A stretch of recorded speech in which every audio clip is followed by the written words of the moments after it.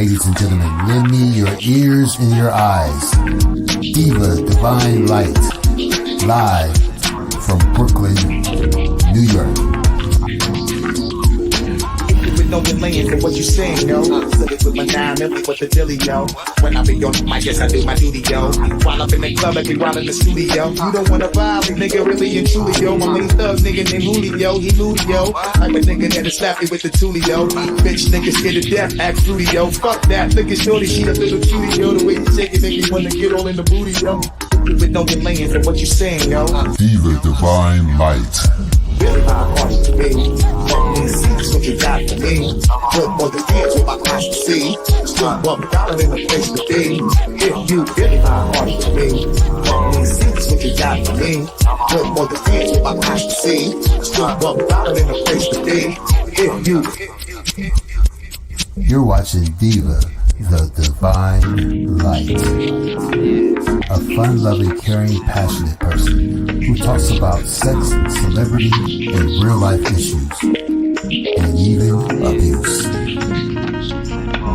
So hit that like button and make sure you share the show. Really my heart to me. That's what you got for me. Put more than dance with my eyes to see. Still $1 in the place to be. If you really my heart to me. That's what you got for me. Put more than dance with my eyes to see. Still $1 in the place to be. If you really my heart to me. That's what you got for me. Put more than dance with my eyes to see. Still $1 in the place to be. If you really my heart to me. That's what you got for me. Put more than dance with my eyes to see. Still $1 in the place to be. If you. Here comes the pitch, and it comes in wide.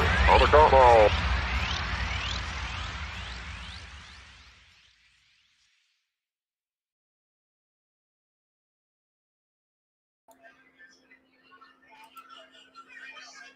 Is R. Kelly's motion for acquittal, as the singer indicates he will not testify in the trial. The 55-year-old convicted sex offender now stands trial in Illinois on federal sex crimes charges. Back in 2008, the singer was acquitted of charges for creating a video of himself having sex with a 14-year-old. At the time, the alleged victim and her family denied their involvement. But 16 years later, the accuser and her mother testified for the prosecution, saying they lied about their involvement after Kelly threatened them. The defense began its case on Thursday, where Kelly indicated he would not be testifying. The first witness called was a former Chicago police officer. Kelly is being tried alongside two co-defendants who prosecutors say kept the singer's crimes under wraps. Okay, Terry, co-defendant Daryl McDavid is charged with child pornography and also helping Kelly rig the 2008 trial. He said he will testify. What do you think we can hear from this defendant? Well, first of all, I think it's a mistake to testify. I mean, he could unintentionally open some doors in other areas. And of course, he's going to be subject to cross-examination, and that's going to be very difficult. But look, he's the longtime business manager for Kelly. He knows Kelly. He knows the operation. He's going to get up on that stand, and I think the jury is going to pay close attention to what he has to say. I think he's going to be very defensive about what he did, about what Kelly did. And what he's going to say is it was his job to protect Kelly and that he wasn't in any way, shape, or form involved with pornography and definitely not involved with making a rigged 2008 case and with trying to get witnesses not to testify. That was a big part of what was going on in 2008. Some of those witnesses got phone calls from the business manager and others allegedly, and were really frightened and did not testify, including the victim and her mother. So we'll see what happens, but I think he's going to be very defensive on that stand, and you better be careful when it comes up to cross-examination. Okay, and that co-defendant Milton Brown is charged with receiving child pornography like Kelly, and he said he wouldn't testify like Kelly. Was that the right move? Well, you know, you can't be compelled to testify as a defendant. You have the right to choose not to, and the jury can't really consider that against you in terms of their deliberations. But, you know, human nature tells us that jurors want to know the defendant's version of the case. they want to hear from the defense. They want to hear why they've been accused, why they're not responsible for the actions that they've been accused of. So, well, they have no responsibility. Jurors want to know what they have to say. All right, thank you, Matt and Terry. And switching now to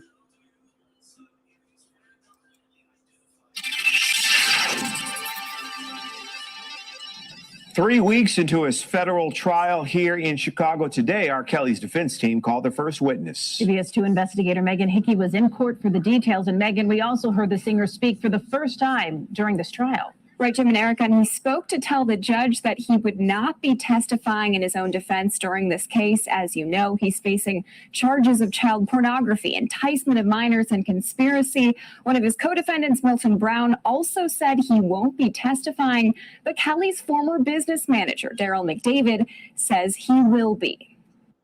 First on the stand was Christopher Wilson, a former CPD officer and family friend of Daryl McDavid, who testified that McDavid told him R. Kelly was being blackmailed. He said he traveled to Kansas City with a private investigator to meet with the alleged blackmailer. He said he did not personally witness anything illegal, and as a cop, he would have been required to report it. Next up was Mary Green, who planned a 1999 expo at McCormick Place, where one of Kelly's accusers says she met the singer when she was just 16. But Green testified under oath that to her knowledge, Kelly wasn't at the 1999 expo. He was at the expo the following year.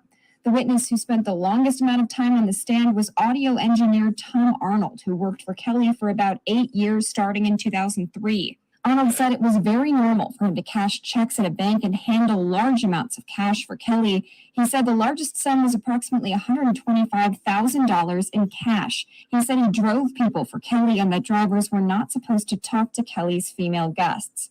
Ronald Winters took the stand after Arnold. He worked as a personal assistant to R. Kelly's criminal defense attorney in his Cook County case.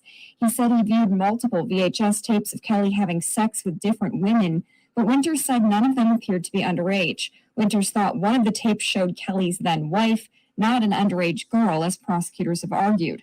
Lastly, the defense teams questioned Homeland Security Investigations agent Amalia Molina about discrepancies in some of the accuser's statements.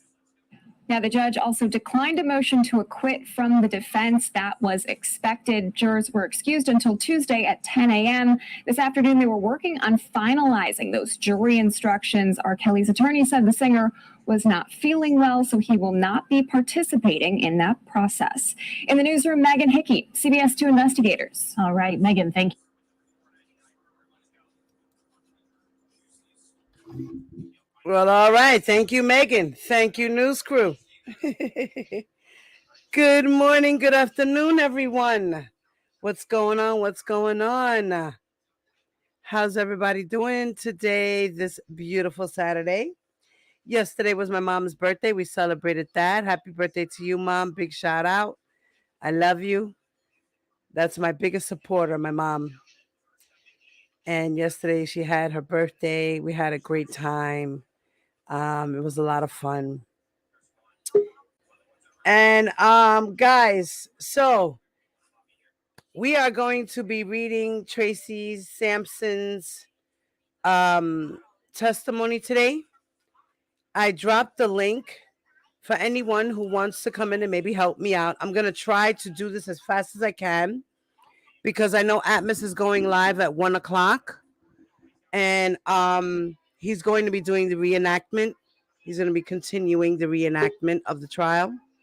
Give me 1 second, Tanya.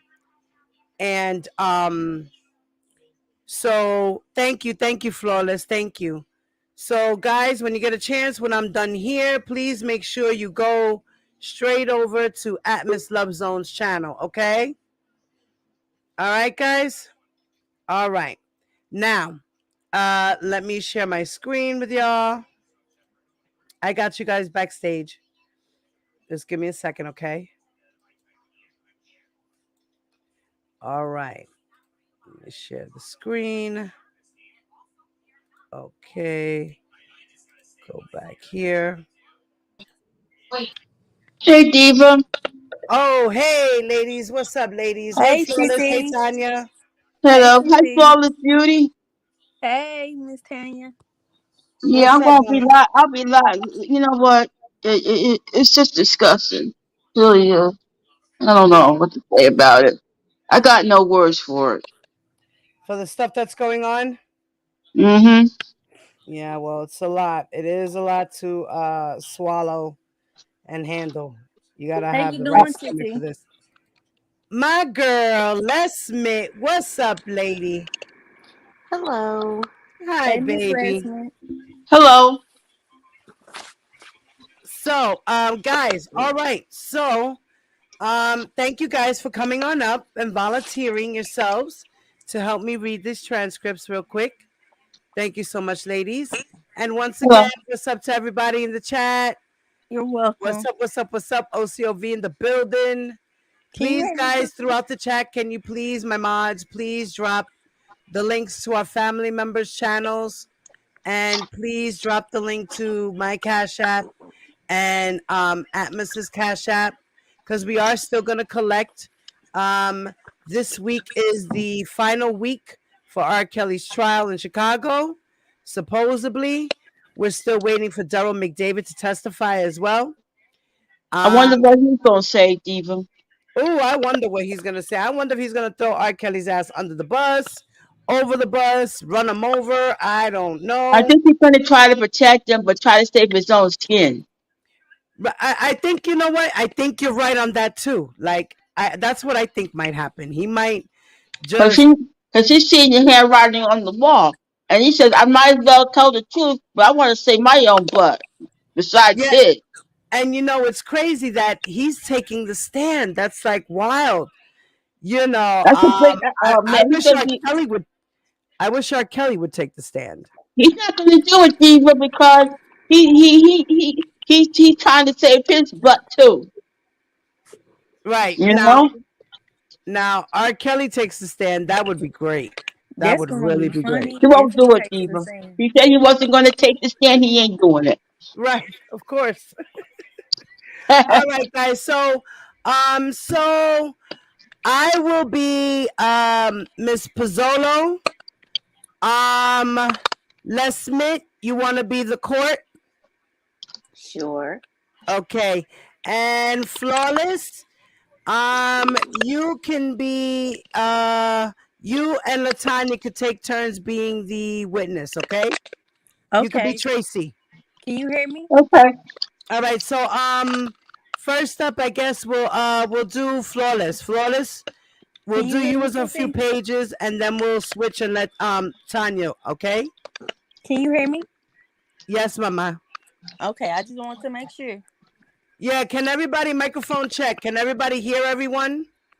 Because I don't know what happened last time. Yeah, the last time you sounded really low. I mean, you still sound low now, but I can hear you. You know what I mean? Do you want me to go out and come back in? No. It might just be your volume, maybe, Mama. Put your volume up on your phone or whatever you're working on. It's high as it can go. All right, so then maybe you just have to get closer to your speaker. Okay, can you hear me now? Speak again. Can you hear me now? Yeah. Okay, Les Smith, let me do a microphone check on you, Mama. I can hear everybody fine. Okay, I hear you fine. All right, baby. Yes. We hear you guys. Okay.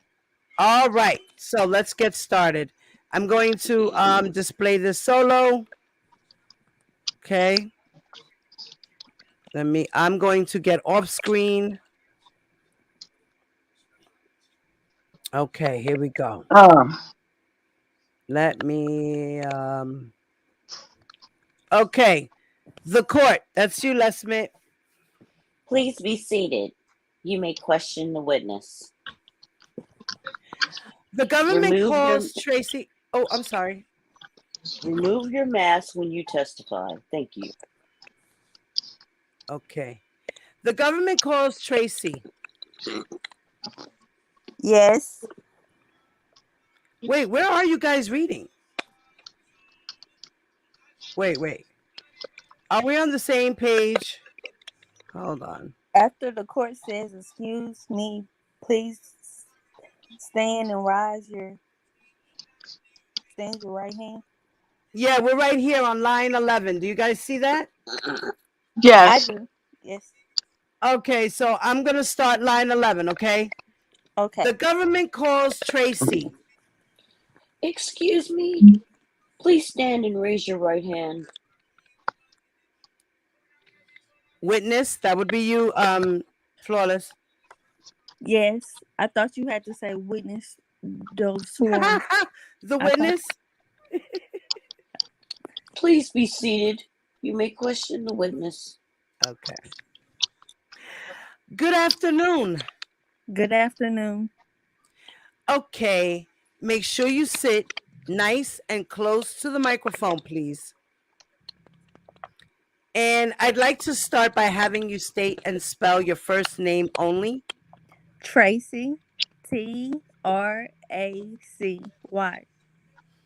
Okay, and make sure you keep your voice up so that the jury can hear you. How old are you, Tracy? 40. And what month and year were you born? August 1982. And where did you grow up? Chicago. And where did you first start high school? Proviso. Proviso East. And after that, did you attend a few different high schools? Yes. From which high school did you graduate? Rich East. When did you graduate from Rich East High School? 1999. After high school, did you attend college? Yes. Where did you attend college? Columbia College. Is that in Chicago? Yes. Now, I'd like to talk to you about an individual named Robert Kelly. Do you know Robert Kelly? Yes. Is he known by any other names? R. Kelly, Rob. During the times that you interacted with Robert Kelly, what did you call him? Daddy or Rob. In what year did you first meet Robert Kelly? 1999. Do you remember the time of the year? Yes. Spring, like spring, early summer. Okay. And how old were you at the time that you met Mr. Kelly? 16. Who introduced you to Robert Kelly? Kathy Carroll. Carol. Now, let me say something real quick, guys. I have to interject for a second. Now, you see how she was born in 1982, right? She was born in 1982. Rashana Landfair was born in 1984. So they are 2 years apart, right? So that means when Rashana was having sexual contact, allegedly, right, according to Tracy, when she was having sex acts with Rashana, she was what? 17 years old, right? So that means Rashana had to be what? 15. Right. So in that sense, yes, she was 16 when she met R. Kelly.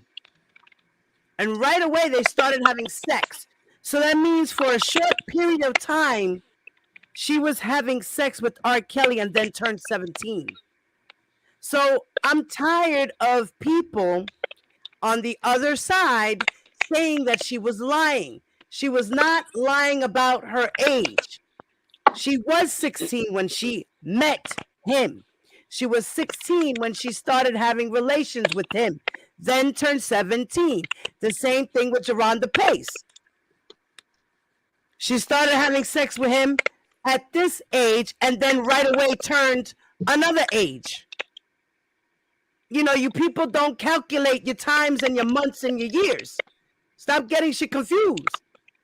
That's exactly what the defense team, Bonjean, was trying to do. Confuse everyone. And she did that. But people like that are on the jury who are going to run down the verdict and hand down that hammer, They're the ones that have to look at all that shit and say, well, wait a minute. If this was this date and this is this date, that means this. The month of this, the year of that, the year of this, yeah. They're going to break it all down. And they're going to say, no, she wasn't lying. She was here. She was there. Okay.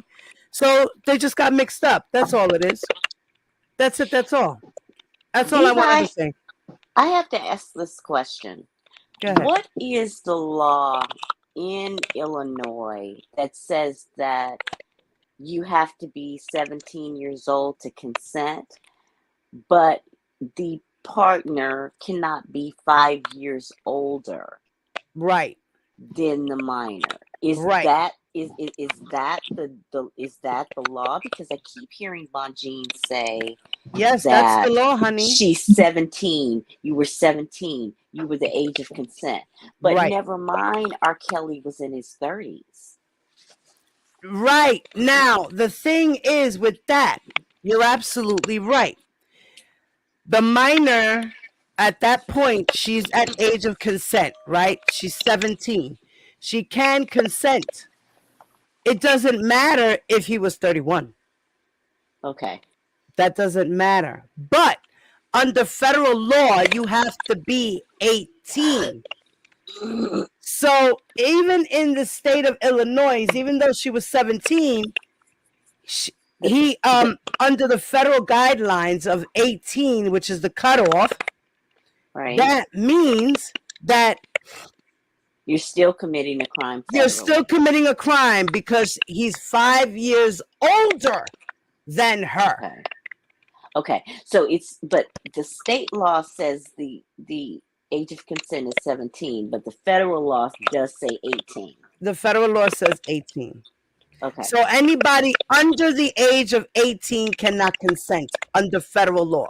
Okay, because I'm wondering why Bonjean you were 17, so you were able to consent. You were 17, she's trying to confuse the jury, but if the jury's smart enough to research the law while they're doing this, then they would understand and they would do it right.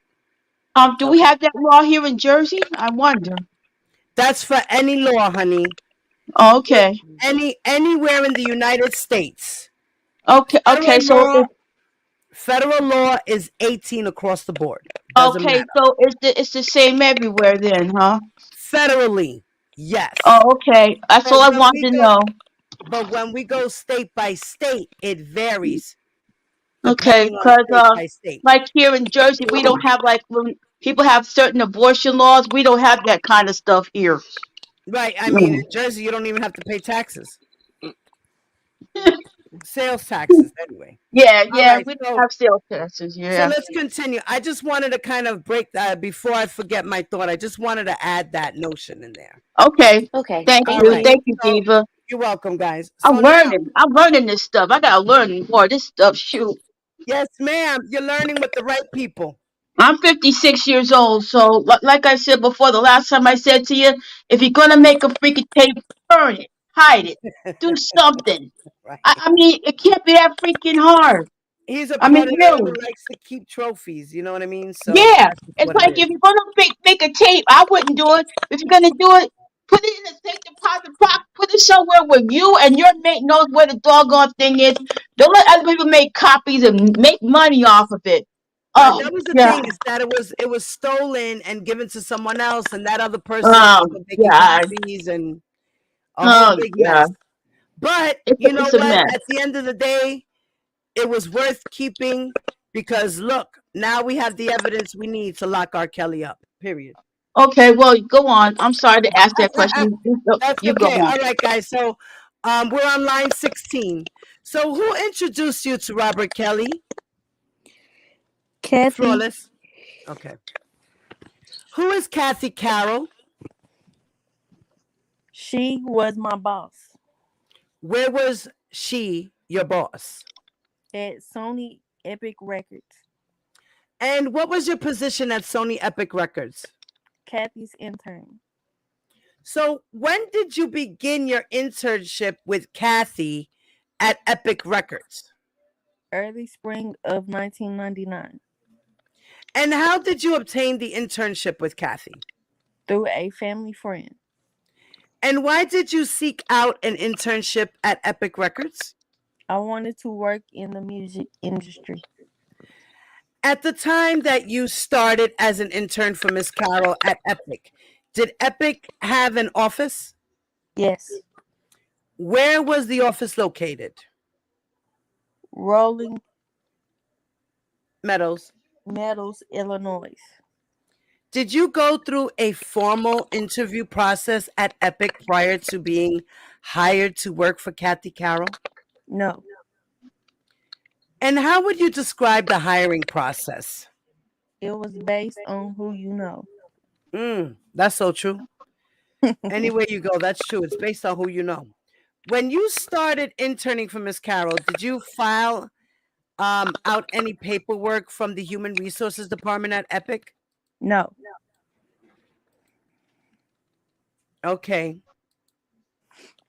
And during your internship, were you paid for work that you did? Yes. How did you receive payment? Cash. Who paid you? Kathy Carol. Carol. So how often did Miss Carol pay you? Weekly. And you stated those payments were in cash. Yes. So you didn't receive any checks from Epic? No. What was your understanding of how Miss Carol calculated how much to pay you? It would just depend on whether she would give me if we had to work really late. Can you describe some of the things you were doing as an intern at Epic in 1999? Yes, we would go out to dinners with artists. We would go to nightclubs. We would go to parties. We would take the artists around for promo tours. From start to finish, about how long did your internship at Epic last? It lasted up until maybe like a year and a half to 2 years, probably more like a year and a half. And you stated it lasted about a year and a half. Mm-hmm. Did you work for Kathy Carroll the entire time that you were at Epic? Yes. Other than Kathy, did you regularly interact with any other employees during your internship? Yes. And who did you interact with at work during your internship? Jermo Kemp, as well Jerome. as Jerome Kemp, as well as other employees in the office and some of Kathy's friends. You mentioned Jerome Kemp. Who is Jerome Kemp? He, at the time, was the Columbia Records rep. And was he an employee at Epic? At Sony. What was Jerome's title during the time frame that you were interning at Epic?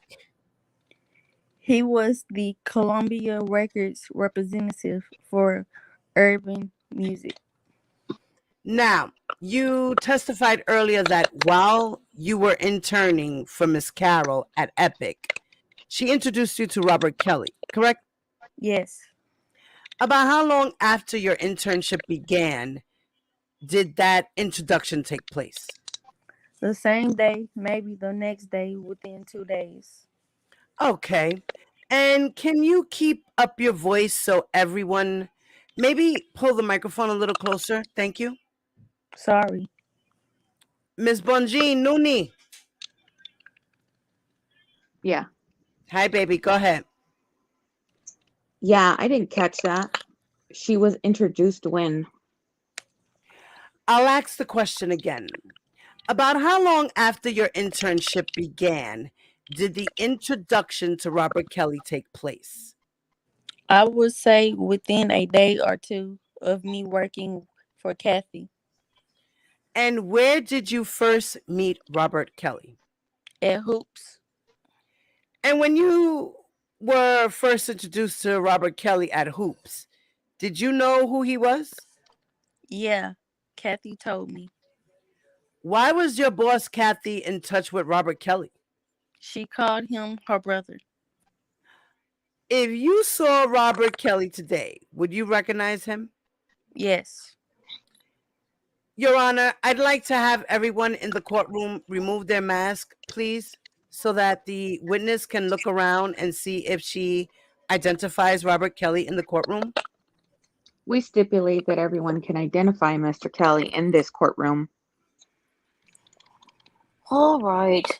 It's stipulated that she can identify Mr. Kelly. Okay. I'd like to go back to the first time you met Robert Kelly at Hoops. What is Hoops? Where is downtown Chicago? Number 1, mommy.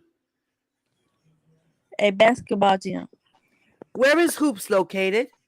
Downtown Chicago. How did you get to Hoops that day that you met Robert Kelly? Kathy drove. Did anyone accompany you and Kathy to Hoops that day? No. Prior to that date, had you ever been to Hoops before? No.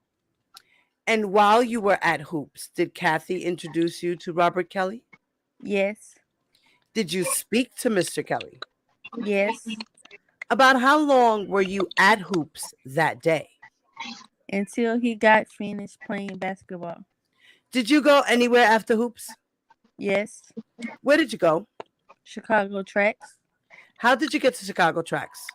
Kathy drove.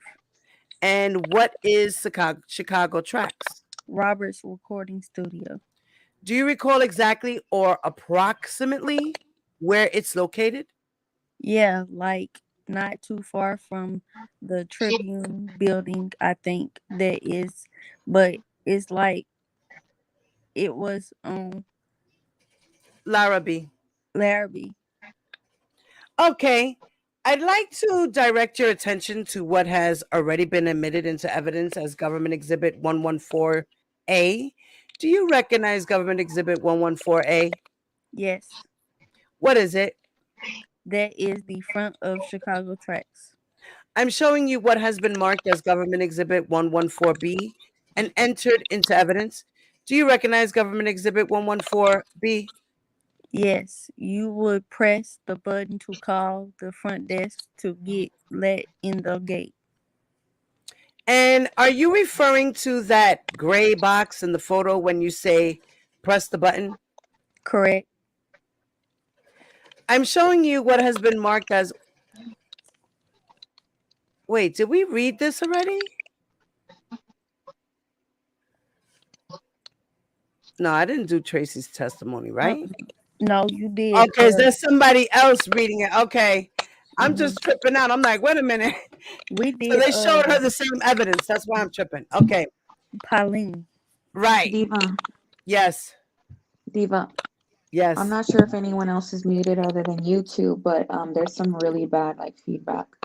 Yes, yes. Can you please mute your background, guys? Only the ones that are reading should be unmuted. Thank you. Okay. It's still there. So it's got to be one of you guys who's not muted. All right. Tanya, mute your mic, mama. Okay. Yeah. All right. So what's Tanya's mic? Okay. All right. I think it might be yours. It's still going. What is it doing? It's like if you could, if I don't know, it's just like some clicking. Clicking. Can you hear me now, Diva? Yes, we hear you, honey. Okay. Let me see. Go on mute, Tanya. All right, Flawless, talk to me. Yes. Yes, Flawless, crickling, clacking. Okay. All right. It's okay, Mama. We're going to continue to read. Okay. I have mine on echo cancellation right now. Okay, honey. Don't worry. Just keep yourself on mute. Want me to mute? Well, tell me to unmute myself and when I read. Yes, ma'am. Okay. Okay. Flawless, number 18, Mama. Correct. I'm showing you what has been marked as Government Exhibit 114C and admitted into evidence. Do you recognize this exhibit? Yes. What is it? To the right of where it says tracks, you open that door to enter the building.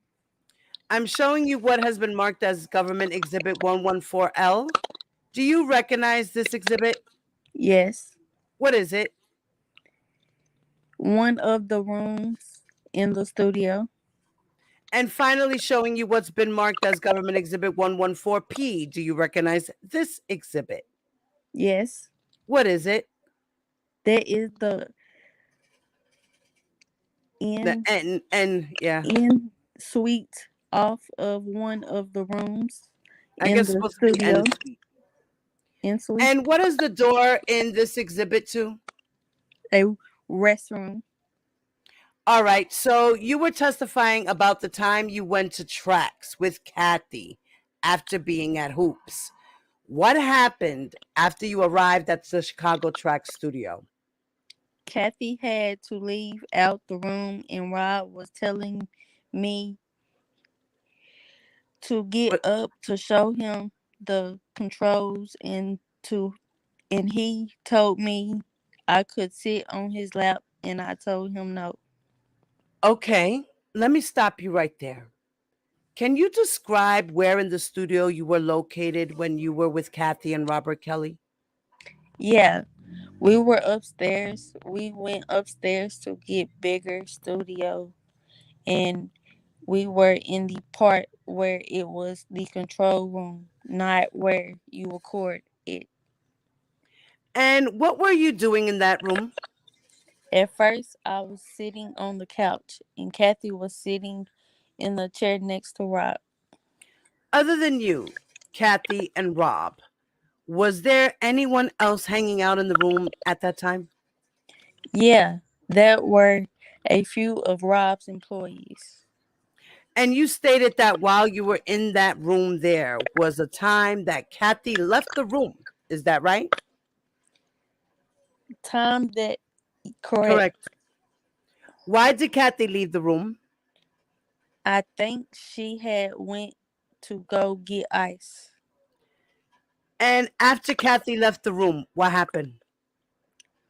Rob asked me did I want to see like what he was doing, and he was explaining to me the controls on the soundboard.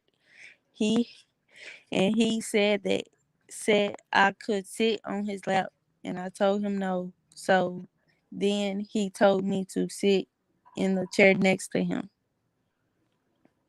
And he told me when Kathy comes back to say that I had to go to the bathroom because he had something he wanted to give to me. Oh my God. Did Kathy return to that studio room that you were in? Yes. And what happened when Kathy returned to the room? Rob said, "Don't you have to go to the bathroom?" And I said no. And what happened next? We left. And did you leave with Kathy? Yes. Where did you go? Home. After interacting with Robert Kelly at Chicago Tracks, did you attend an expo in Chicago? Yes. Approximately when was this expo? Like early summer. And that's the summer of 1999? Correct. Was Robert Kelly at the expo? Yes. What was the name of the expo, if you can recall? I cannot recall. Do you recall where the expo was held? I want to say it was Carmick Place. It was held in Chicago? Correct. Who did you go to the expo with? Kathy,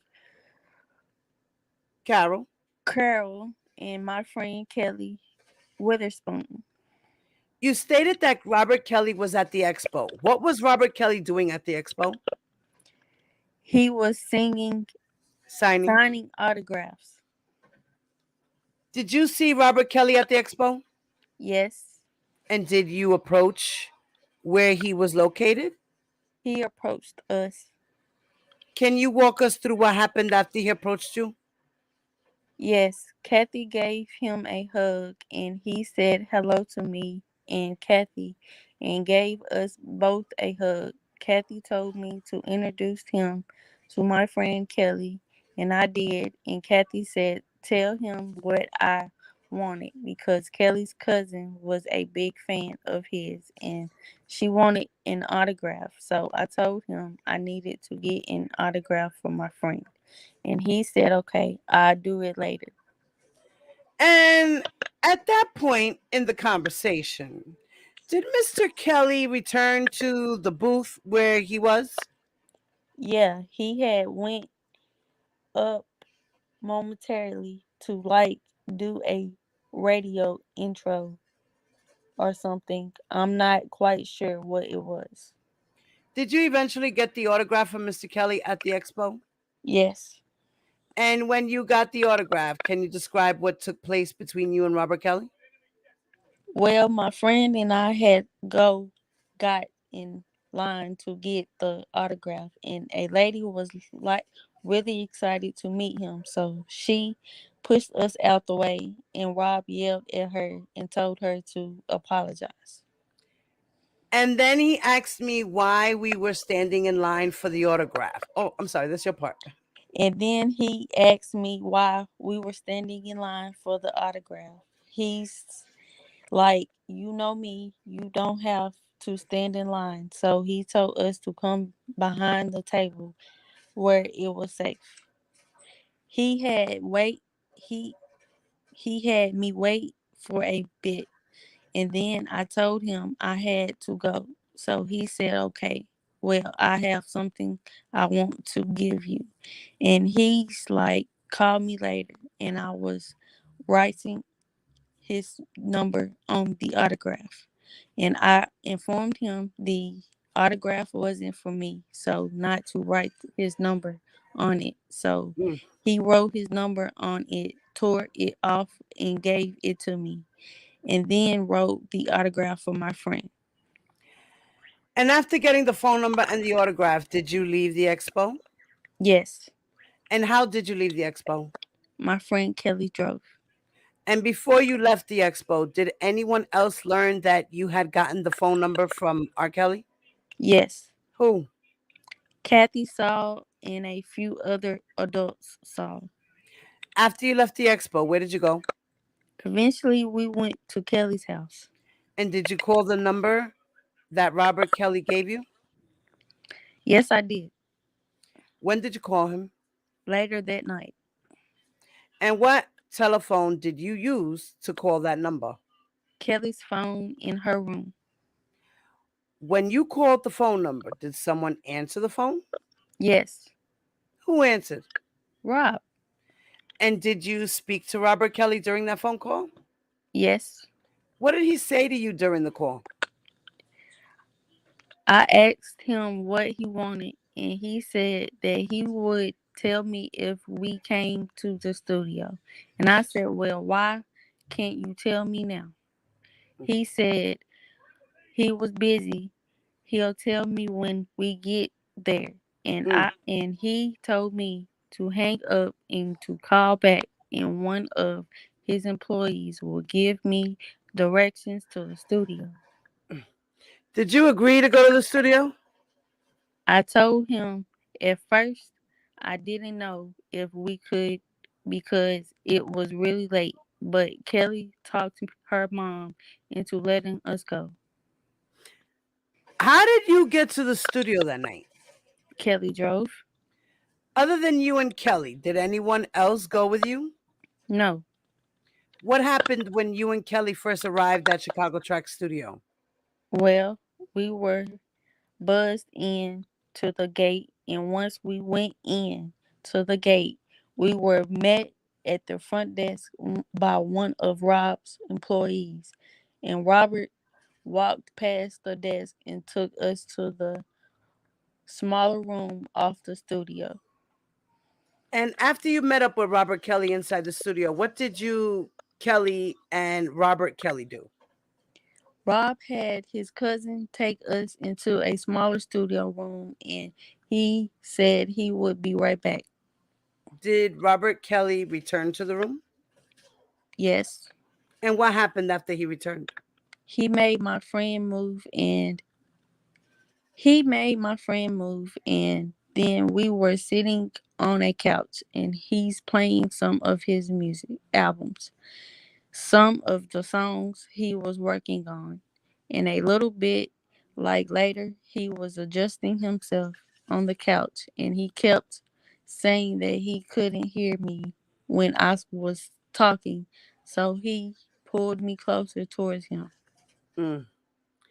After hanging out in that room, did you do anything else at Tracks that night? Yeah, he told me to tell everyone I wanted to talk to him. So eventually, like a bit later, when I didn't say it, he said out loud, "Didn't you say we needed to talk?" And I was like, "No, he wants to talk to me. Well, be right back." And he took me upstairs to his office. Mm. Did anybody else go with you to the office other than you and Robert Kelly? No. And you say this office was located upstairs at the studio? Yeah. Can you describe what the office looked like? Well, yes. So you walk in the room, and when you walk in the room, there is a futon right here. He had like his desk there, a little small refrigerator at that time. It had like a TV on it. Right here was a door, and that door led into another room. Mm. And the room they had like the in And sweet. suite. Then it was just like the hallway door right here where you come in. Now, what happened after you entered the office room with Robert Kelly? He was just talking to me, like asking me about my family, and he was warming up some food. He asked me, did I want any? He was eating some food in preparation for his photo shoot for his album. And after he got finished eating, we started talking, and he asked me, did I know why I wanted him to come? Did I know why he wanted me to come? And I told him no. And then he said, well, I like you. And I was like, I'm 16. And he's like, okay. And I was like, well, aren't you older than me? And he's like, how old are you? How old do you think I am? And I told him a lot older. And he told me he was 23. Mm. He lied to him, right? Mm. Wasn't no darn 23. Right? It was what? 1999? He was already in his 30s. After this conversation occurred, what happened next? Eventually, we started making out. And then in the midst of us making out, he was moaning and he kept trying to get me to touch him. And when I looked down, he had exposed himself. And then when I tried to pull back, he told me to kiss his penis. And Mm. I told him I haven't had sex before. And no, and then I tried to pull back, but he had like a hold on my shirt and he was pleasuring himself. Mm. Did he eventually stop touching himself? When he finally came, he did. Mm. And after that happened, what happened next? Well, some of it was on me Mm. and some of it was on him. And he told me to get up and knock on the door that led to the other room, and he did. And he told me there was a bathroom and to walk in there and get a towel. And I got the towel and I kind of like stood by the door and gave him the towel. And I was trying to leave out of the hallway door. And he told me don't open it when he was like that. And he cleaned cleaned himself off and then he was really apologetic when I guess he saw that I was a little upset. He said he was really sorry and didn't mean to upset me. And he had never done something like that before. And he promised that that wasn't his usual behavior. Wow. So after he apologized, did you leave the studio? Well, yeah, we went downstairs to get my friend Kelly, and then Kelly and I left together. Did you tell your friend Kelly about what had happened with Robert Kelly? Yeah, when we got in the car. After this page, we're gonna switch. Tanya, you be Tracy, okay? And where did you and Kelly go after you left Chicago Tracks? We went to her house. Did you speak to Robert Kelly again that day? Yeah. When? To let him know that we got home okay. He told me to call him and let him know. Okay. So after that incident you just described, did you continue to keep in contact with Robert Kelly? Yes. And how did you communicate with him? And we're talking about the time frame of 1999. Tanya, you could take over. Okay. Number Mostly one. mostly calling the studio or his cell phone and seeing him in person. When was the next time that you saw Robert Kelly in person after the night at Chicago Tracks? The Westin Hotel. About how much time passed between the night at Tracks and then when you saw him at the Westin Hotel? Not very long. Maybe less than like a week and a half. Maybe a week. Prior to going to the Westin Hotel, did you have a conversation with Robert Kelly about meeting up there? Yes. And how did you communicate with him regarding meeting up at the Westin? We spoke on the phone, and he said he had planned something special for us, and it was going to the Westin Hotel because he said that we couldn't really go out in public because people knew who I was and that I worked for Kathy and people would recognize him. Wow, what a lie. Okay, and did you agree to meet Robert Kelly at the Westin Hotel? Yes, I did. The gaslighting that man did. And before heading to the Westin, did you make any other stops? Yes. And where did you go? After we discussed it, I was supposed to get information from one of Rob's employees, and that employee told him to stop to Chicago Tracks to pick up a hotel room key. And did you get that hotel room key from Chicago or from Chicago Tracks? Yes. Was anyone with you when you went to Chicago Tracks to get the key? Yes, Kelly Witherspoon. After you picked up the key from the room, did you and Kelly Witherspoon drive to the hotel? Yes. Did Robert Kelly meet you at the Westin Hotel that night as you planned? Okay. As you planned. He came early morning. So, about how long had you and Kelly Witherspoon, been at the hotel before Robert Kelly arrived? It was hours. What happened when Mr. Kelly arrived? He woke up out of our sleep. He woke us up out of our sleep. He knocked on the door and just opened it with the room key. And what happened after he entered the room? Kelly made a joke, and she was like, "Well, it took you long enough. It's way more than an hour or something." And he started laughing, and he apologized. And he pulled some money out and told her to go downstairs, go get breakfast. And he told her to get the vanilla waffles because they were his favorite. What happened after Kelly left the room to go get food? When she left, Rob started. He told me to put the privacy sign on the door. And then he started to unbuckle his pants. And then he told me to take off the bathroom, and he told me to take off the bathrobe that I had on. And then he yelled at me because I wasn't naked under the bathrobe like he told me to be. Oh. Did you have any sexual contact with Mr. Kelly that day in the hotel room? Yeah. And I need you to be specific and describe what happened. After he yelled at me, he told me to wait over by the bathroom door.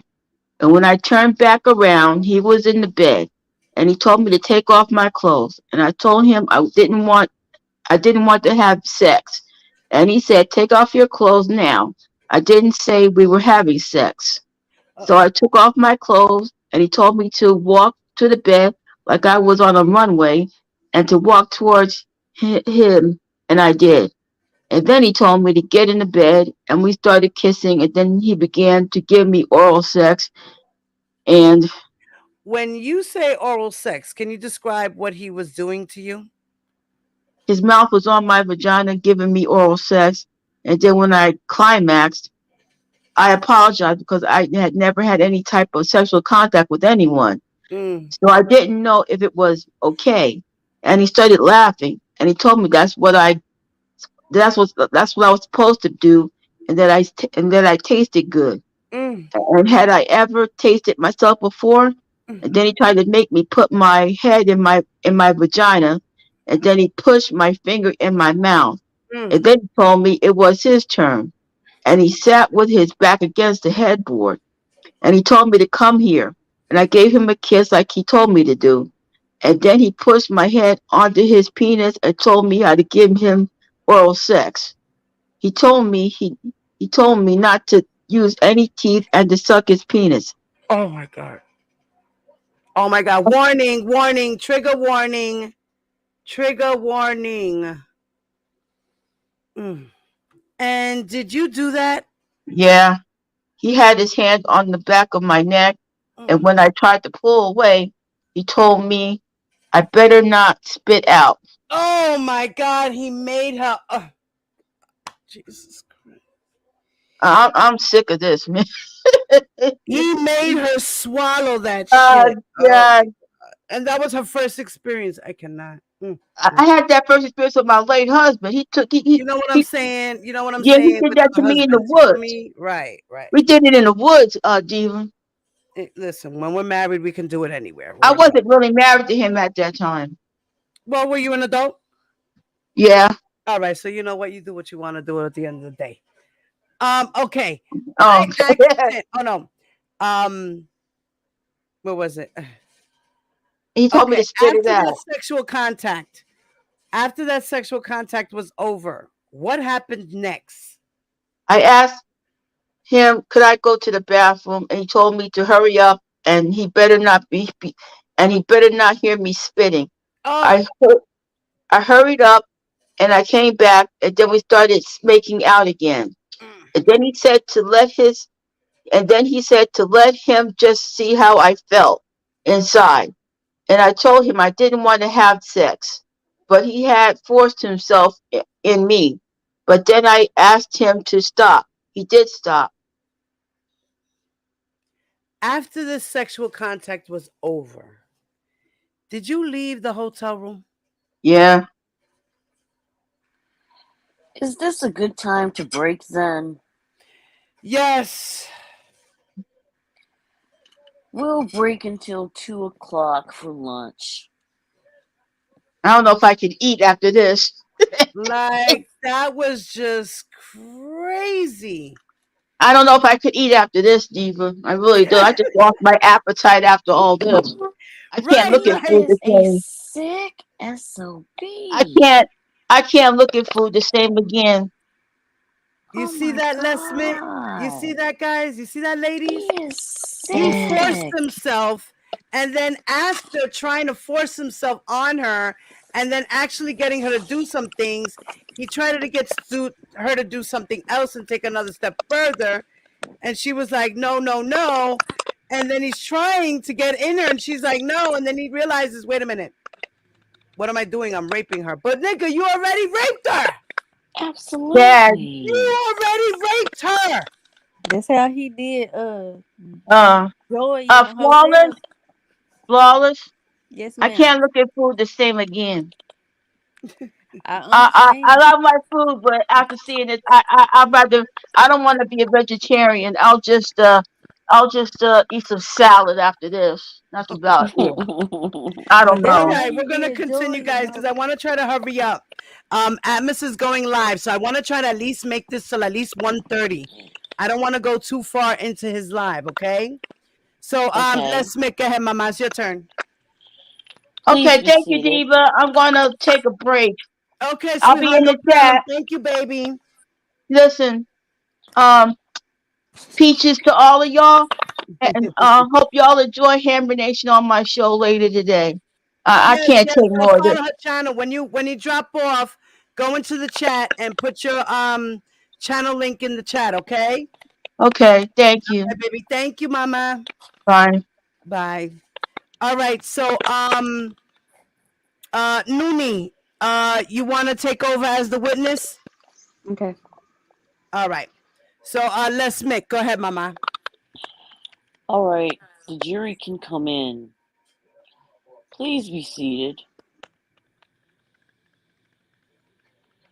Miss Palazzolo, you may question the witness. Okay. Before we broke, you had testified about seeing Mr. Kelly at the Westin Hotel, correct? Yes. After that day at the Westin, did you continue to remain in contact with Mr. Kelly? Yes. And when was the next time that you saw Mr. Kelly? About how long after the Westin? I'm unsure. Did you go to Chicago Track Studio to see him? Yes. Miss Could we get some Bonjean, could we get some foundation, date, year, something like that? about how old were you when you met up with Mr. Kelly again at Chicago Tracks? 16. I'm going to ask again for foundation for a month and a year if possible. Okay, and when did you meet up with Mr. Kelly at Chicago Tracks? Can you remember how much time has passed from the Westin until you saw him again? Judge, I'm asking if she can ask, and I know they don't want to, but I'm asking for an actual month and year if possible, not how much time elapsed. Are we still in 1999 with your testimony right now? Yes. Do you recall what time of year it was when you saw Mr. Kelly at Tracks? What time period in 1999? Early summer. And how did you make plans to meet up with Mr. Kelly at Tracks? He asked me to come And how did he communicate that to you? over the phone. And did you go to Tracks? Yes. In what room did you see Mr. Kelly when you arrived at Tracks? In the sky room. What is the Sky Room? It's a room in the studio on the second floor. You go up a flight of stairs, but first you have to open the door, and there is a flight of stairs, and it leads into a room. And what happened in the Sky Room when you saw Mr. Kelly? Um, he told me this time we were going to have sex, and it would probably hurt, and I have to let him finish. Oh, and did you have sexual intercourse with Robert Kelly in the Sky Room?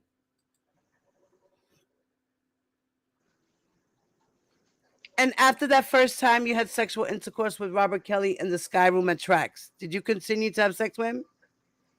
Yes. And did your sexual contact with him continue past your 17th birthday? Yes.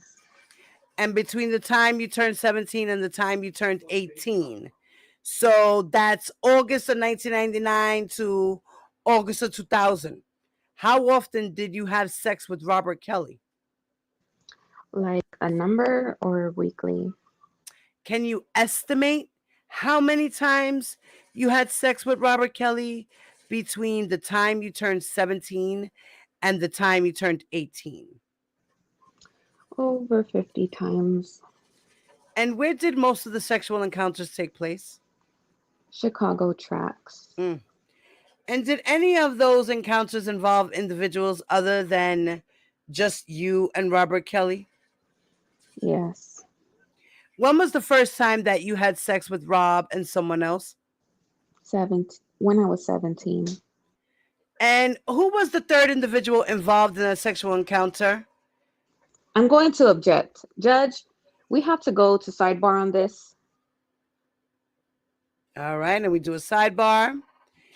Now, you stated the third person is someone we are calling Jane, correct? She didn't testify to that. You just testified to that. She didn't answer the question.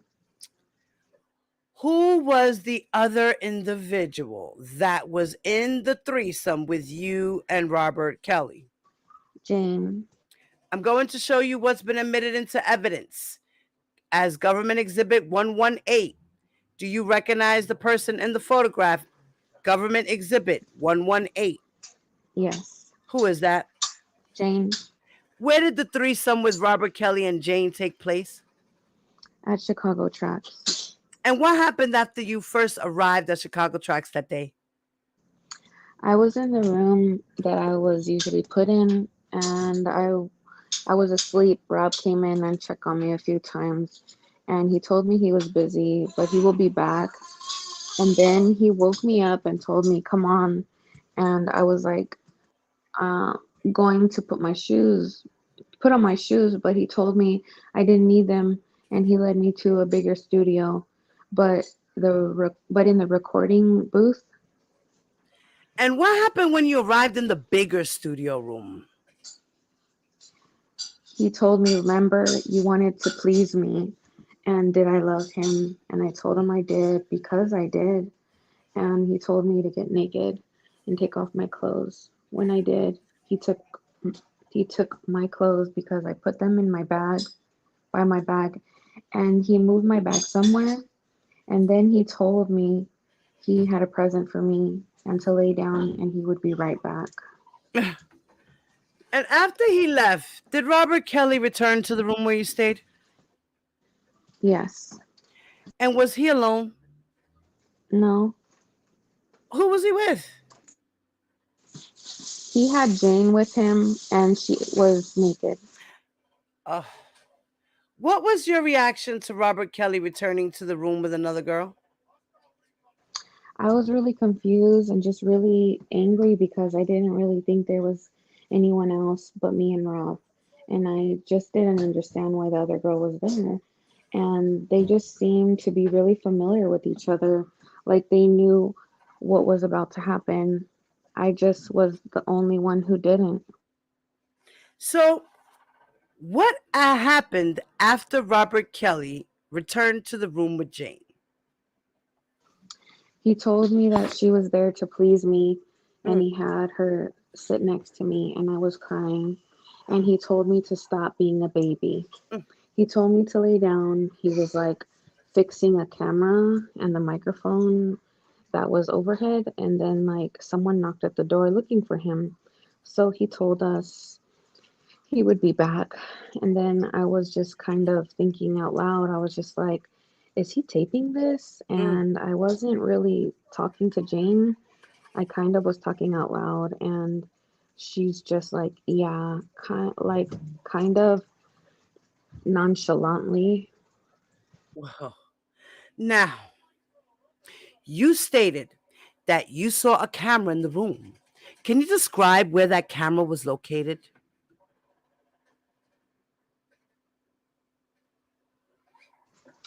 Before Rob left out, he had it pointed at like where he had told me to lay. And did Robert Kelly eventually return to the room where you and Jane were? Yes. What happened after he returned?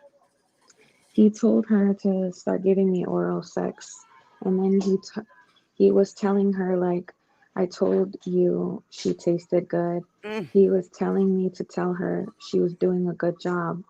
And he asked me, did I like it? And I said no, and I was still crying. So he got mad and yelled at me and told me if I wasn't going to enjoy her, then we can give him oral sex.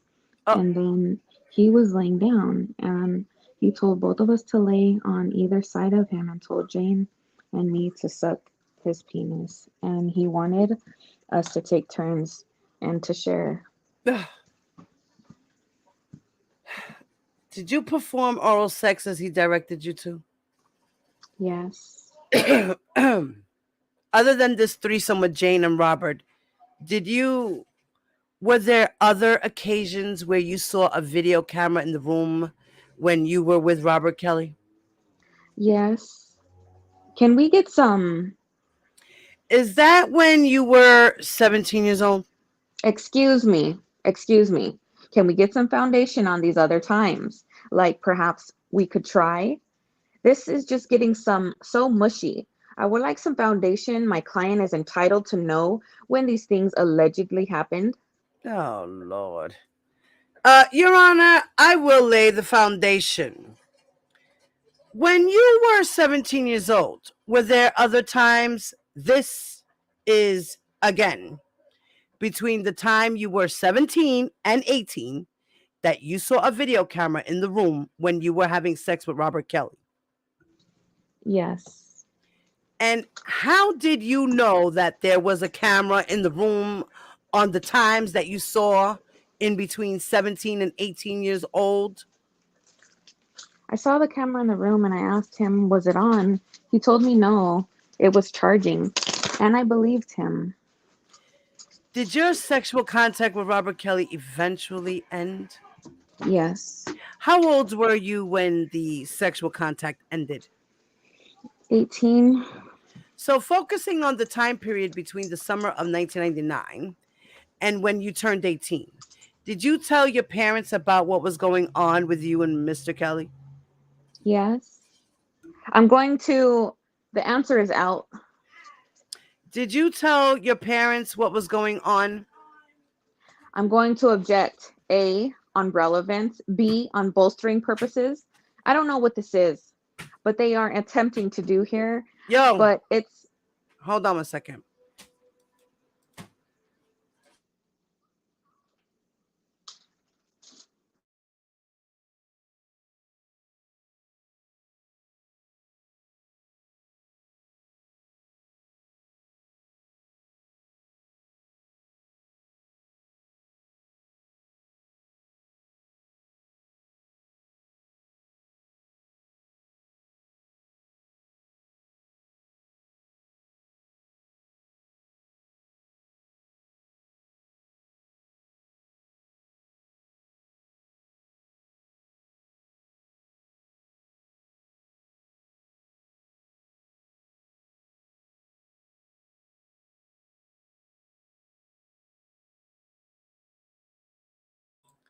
Sorry about that, guys.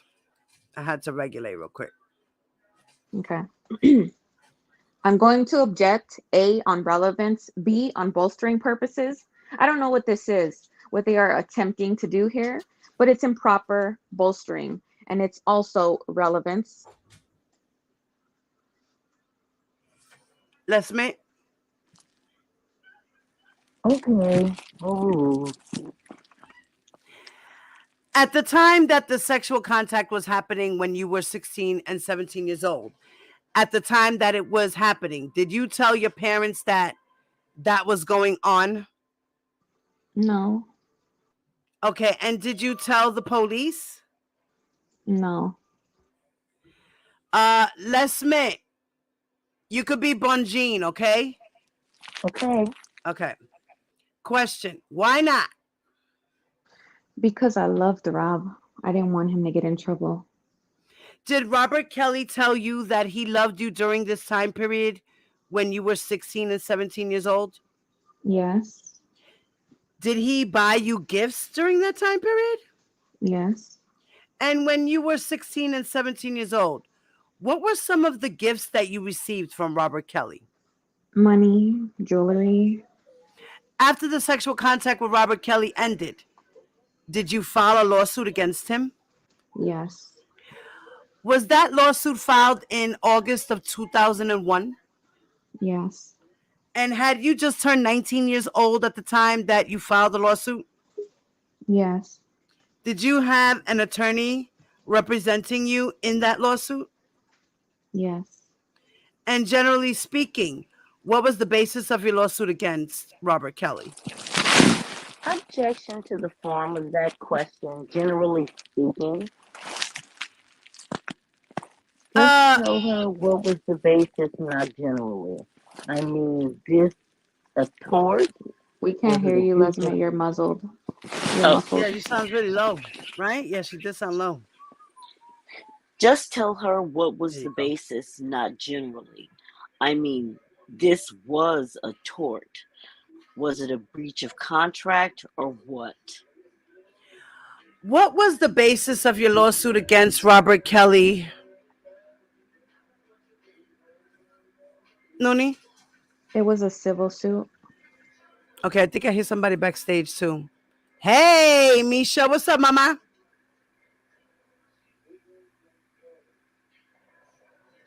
We can't hear you. Misha? All right, mama, come back out and come back in. Unless she's on mute right now in the moment. If you're not on mute, mommy, go out and come back in. All right. Ms. Bonjean, go ahead. Objection, relevance. What is the relevance? I will move on. Objection sustained. Okay, prior to filing this lawsuit, did you read the allegations in the complaint that was filed in 2001? No. Did you later learn that some of the statements in your lawsuit were incorrect? Yes. Did your lawsuit against Robert Kelly in 2001 go to trial? No. Why not? We settled out of court. Pursuant to the settlement, did Robert Kelly agree to pay you a sum of money? Yes. How much money were you to receive as part of the settlement? I'm going to object again to the relevance of this. Overruled. How much money were you to receive as part of the settlement? $250,000. Did you receive the $250,000? All of it? No. How much money did you actually receive? I'm unsure. I would like to direct your attention to January 2019. Did you reach out to the law enforcement tip line regarding Robert Kelly? Yes. And did you leave a message on the tip line? Yes. Did someone from the Chicago Police Department follow up with you about the information that you submitted to that tip line? Yes.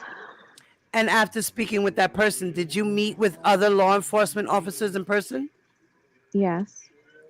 Directing your attention to February 6, 2019, did you participate in a videotaped interview with law enforcement? Yes. And during that interview, did you provide law enforcement with information about your sexual contact with Robert Kelly? Yes.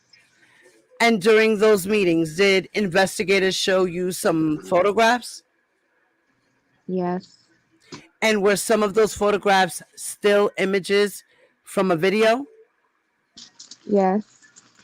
When you were first interviewed about those photographs, did you identify yourself in one of those photographs? First, I asked him if I could clear it because it was blurry. You're good. I heard you, Misha. All right.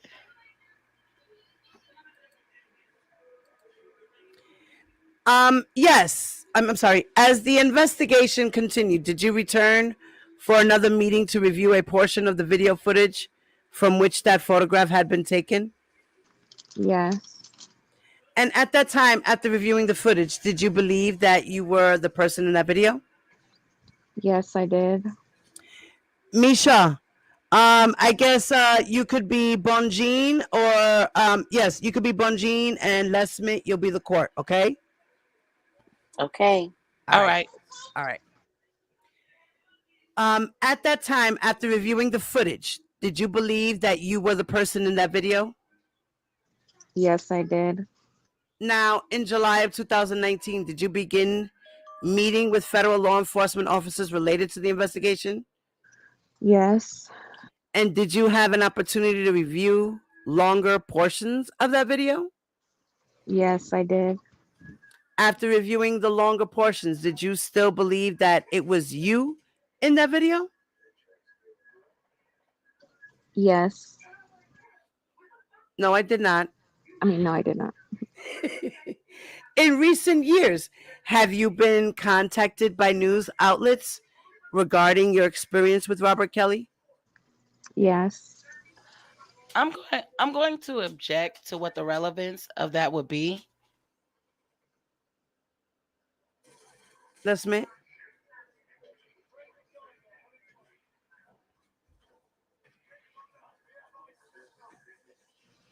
Do you want to switch and then Misha could do the witness?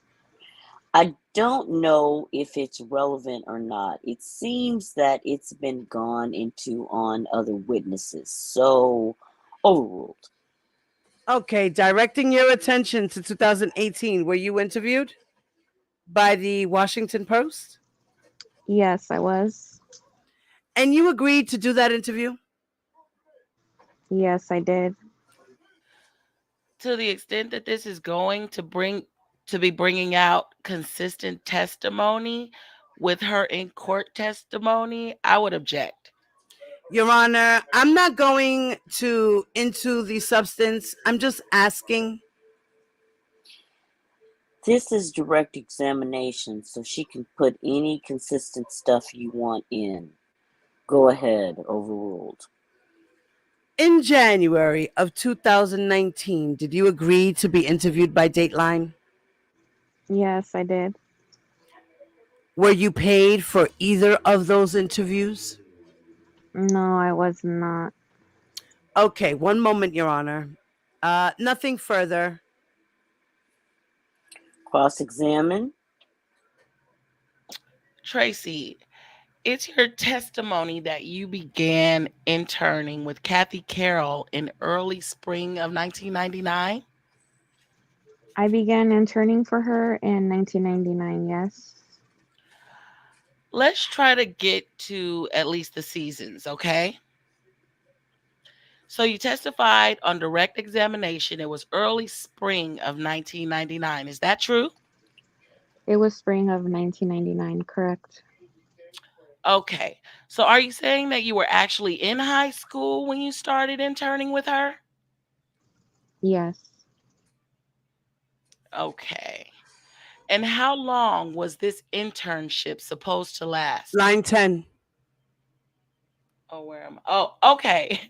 So would this have been in what, April or May of 1999? The school year was almost over, so probably more like May.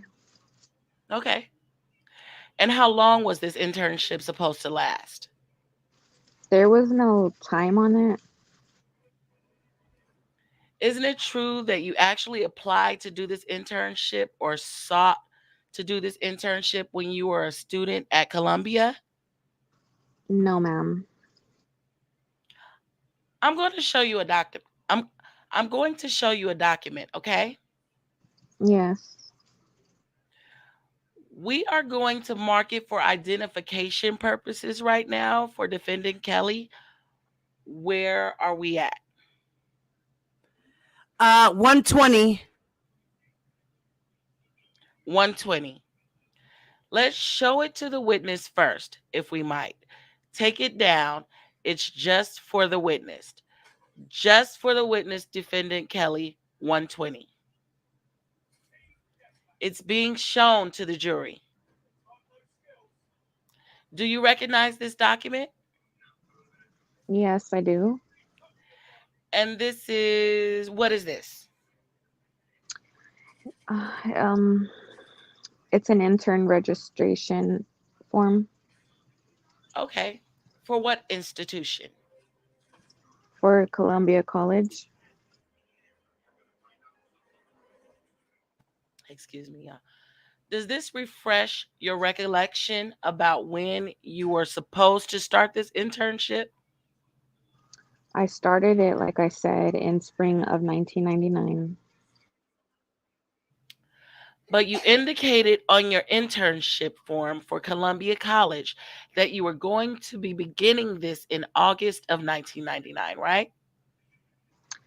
Well, if you read over where it says internship registration form, it actually says it was requested for summer of 1999. Right. And that's when you did your internship in summer of 1999. It had to be put in that way because of that's when school started in at Columbia.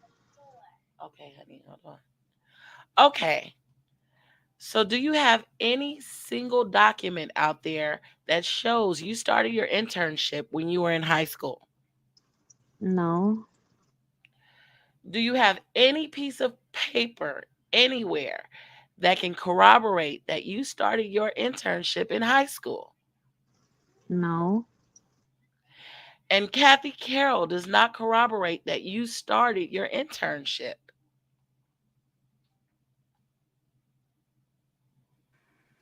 Objection, hearsay. Have you talked to Kathy Carroll? Objection, hearsay. Wait a minute. Calls for hearsay. That would be hearsay. Sustained. Sorry, guys. First, I'm going to. Oh, you went too far. Okay, there. First, I'm going to ask: have you spoken to Kathy Carroll?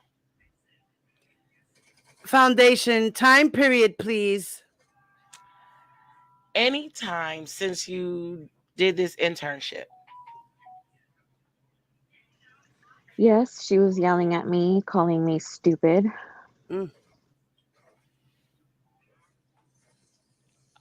Okay, that's not my question. My question is, did you talk to her? So when is the last time you spoke to her? I didn't speak. I was just getting yelled at. Okay, when is the last time she yelled at you? Maybe about a few years back, maybe if you want to put a date on it, probably about 3 years ago, 4 years ago. And were you working for her 3 years ago? No, Okay, were you working in the same place she was 3 years ago? no, Okay, well, let me ask you this. You met Mr. Kelly actually in spring of 2000, isn't that correct? no, it is not. Let me close the door, guys. I'm sorry. That's okay. And you were, in fact, 17 years old when you met him. No, Okay, well, let's take a look at. First, I want to ask you this. The first time that you have ever told law enforcement that you were a minor when you had sexual relations with Mr. Kelly was when you spoke to the federal agents and the U.S. attorneys in 2019. Isn't that right? no. Well, first time, let me back it up. The first time you spoke to any law enforcement person in 2019 is when you said you were a minor, right? Or I'm sorry. Let's be precise. You were under the age of 17, correct? I'm sorry. Do you mind repeating that? Until 2019, you never told any law enforcement that you were under the age of 17 when you had sexual relationships with Mr. Kelly. Isn't that right? No, it's not. When is the first time you told a law enforcement person that? It was a little before our lawsuit was settled, and the state's attorney wanted to meet with me to talk about Jane. So it's your testimony that you told Cook County State's attorney back at the time that this was being prosecuted that you had a threesome with Jane. Yes. And did you testify at the prosecution of Mr. Kelly? No. Were you subpoenaed to testify? No. They didn't think that information might have been a little important that you had a threesome with Jane? Objection, speculation. Overruled. That didn't seem like important information that the government or the state's attorney might have wanted to use if you actually told them that? I'm not sure. I'm not them. Well, let's look at, ma'am, you spoke to Cook County state attorneys back in January of 1999, okay? Do you remember that? Okay. Give me a second. My sister, answer the phone for Auntie, please. Tell Okay. Auntie I'm reading for Diva. Okay. All right. So I'm sorry. I'm so sorry. You want to switch, Nuni? To who? You want to be the court? Yeah, I can do that. Okay. Les Smith, you want to be the witness? Sure. Okay, so we're going to switch. Go ahead, Misha. All right. That was after you called the tip line that had been put out for surviving R. Kelly, right? You called. Oh, okay. Wait. Okay, yeah, we're right here. More than 5 times. Okay, go ahead. Sorry. I don't know how many times I have called. You called the Cook County State Attorney Office a lot of times, right? More than 5? I don't know how many times I have called. Okay. And you actually first told him that you started your relationship with Mr. Kelly in 1998? Do you remember that? No, I do not. Okay, let's pull it up for her. Did you tell them you met Mr. Kelly in 1998 back then when you were interviewed in 2019? No, I told them approximately 2 weeks before my 17th birthday. That's what it was. Ty, I'm waiting for Diva. I'm going to call you back. Number 4, I'm Misha. waiting for Diva. Bye. Okay, so when the Cook County State's attorney, you see where they wrote down that you said it was 1998, right? I see where they said that. Yes. Okay, so it's your testimony. You didn't tell them that, right?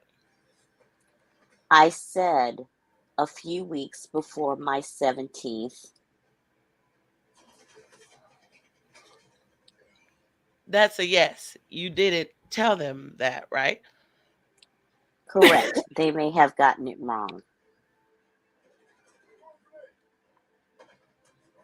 I'm so sorry. Yeah. Line 2. Now, you also mentioned that you were interviewed, and you just stated as much, that you were interviewed in connection with the 2002 prosecution of Mr. Kelly, right? Yes. Okay. And when you spoke to the Cook County state attorneys in 2019, you told them that you were only questioned about the girl on the videotape, and you were not questioned at all about your relationship with Mr. Kelly, right? I'm sorry. Will you please repeat that? Yeah. In 2019, when you spoke to the Cook County State's Attorney's Office, you told them that you were interviewed back in 2002 time, right? And that you were never questioned about your relationship with Mr. Kelly. I did not say that. I said, Let's take a look. Let's take a look at this. I'm going to ask that the last sentence of the paragraph be pulled out. Second page, last sentence of the first paragraph. You told the Cook County State's Attorney that you were questioned back in 2002 time, but you were never questioned about your situation or relationship with Kelly. Is that right? No. What I was asked about the videotape, and I was told that I was not allowed to answer any more questions because I had a gag order, an NDA, and I wasn't allowed to talk. And my lawyer was uncertain about the terms. Okay, let me understand this. You're telling me that the Cook County State's Attorney's Office interviewed you. All right? Now, you just said a few minutes ago that you disclosed the threesome to them, right? Do you remember saying that? I said they asked me about the tape. Yes. You just testified in this courtroom a few minutes ago that you disclosed to the Cook County State's Attorney's Office back in 2002 that you had a threesome with Jane, right? Correct. Okay. And it's your testimony that they did not see the use of any of your testimony at the trial, and you didn't testify at the criminal trial, right?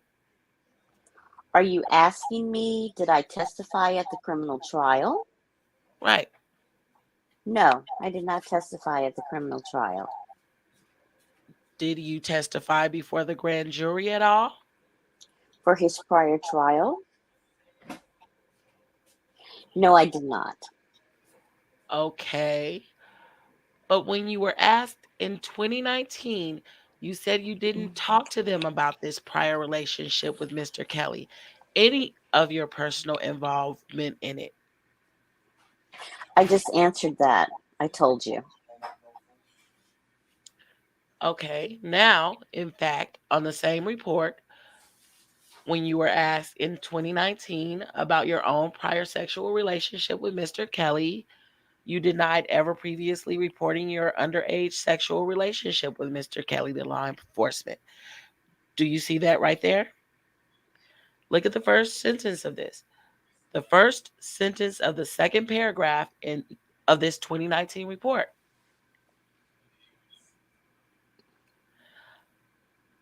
The name, I guess, is redacted, and Yeah. denied ever previously reporting her underage sexual relationship with Kelly to law enforcement. Do you see that? Yes, I see the sentence. Okay. So in 2019, you said you did. Oh, I'm sorry. Okay. So in 2019, you said you did not report this. But today, you were saying you told everybody back in 2002 about your threesome with Jane. Is that right? I'm sorry. Who's everyone? Well, you told law enforcement. Let's keep it at law enforcement. Which law enforcement are you talking about? The state's attorneys? Yeah. We will consider the Cook County State's Attorney's Office law enforcement. Yes, ma'am. Thank you. Have you ever seen any reports that reflect that you made the statement to law enforcement or Cook County State's attorneys back in 2002? No. Has anyone ever asked you did the federal agents over here even ask you about your prior statements to the Cook County State's Attorney's Office back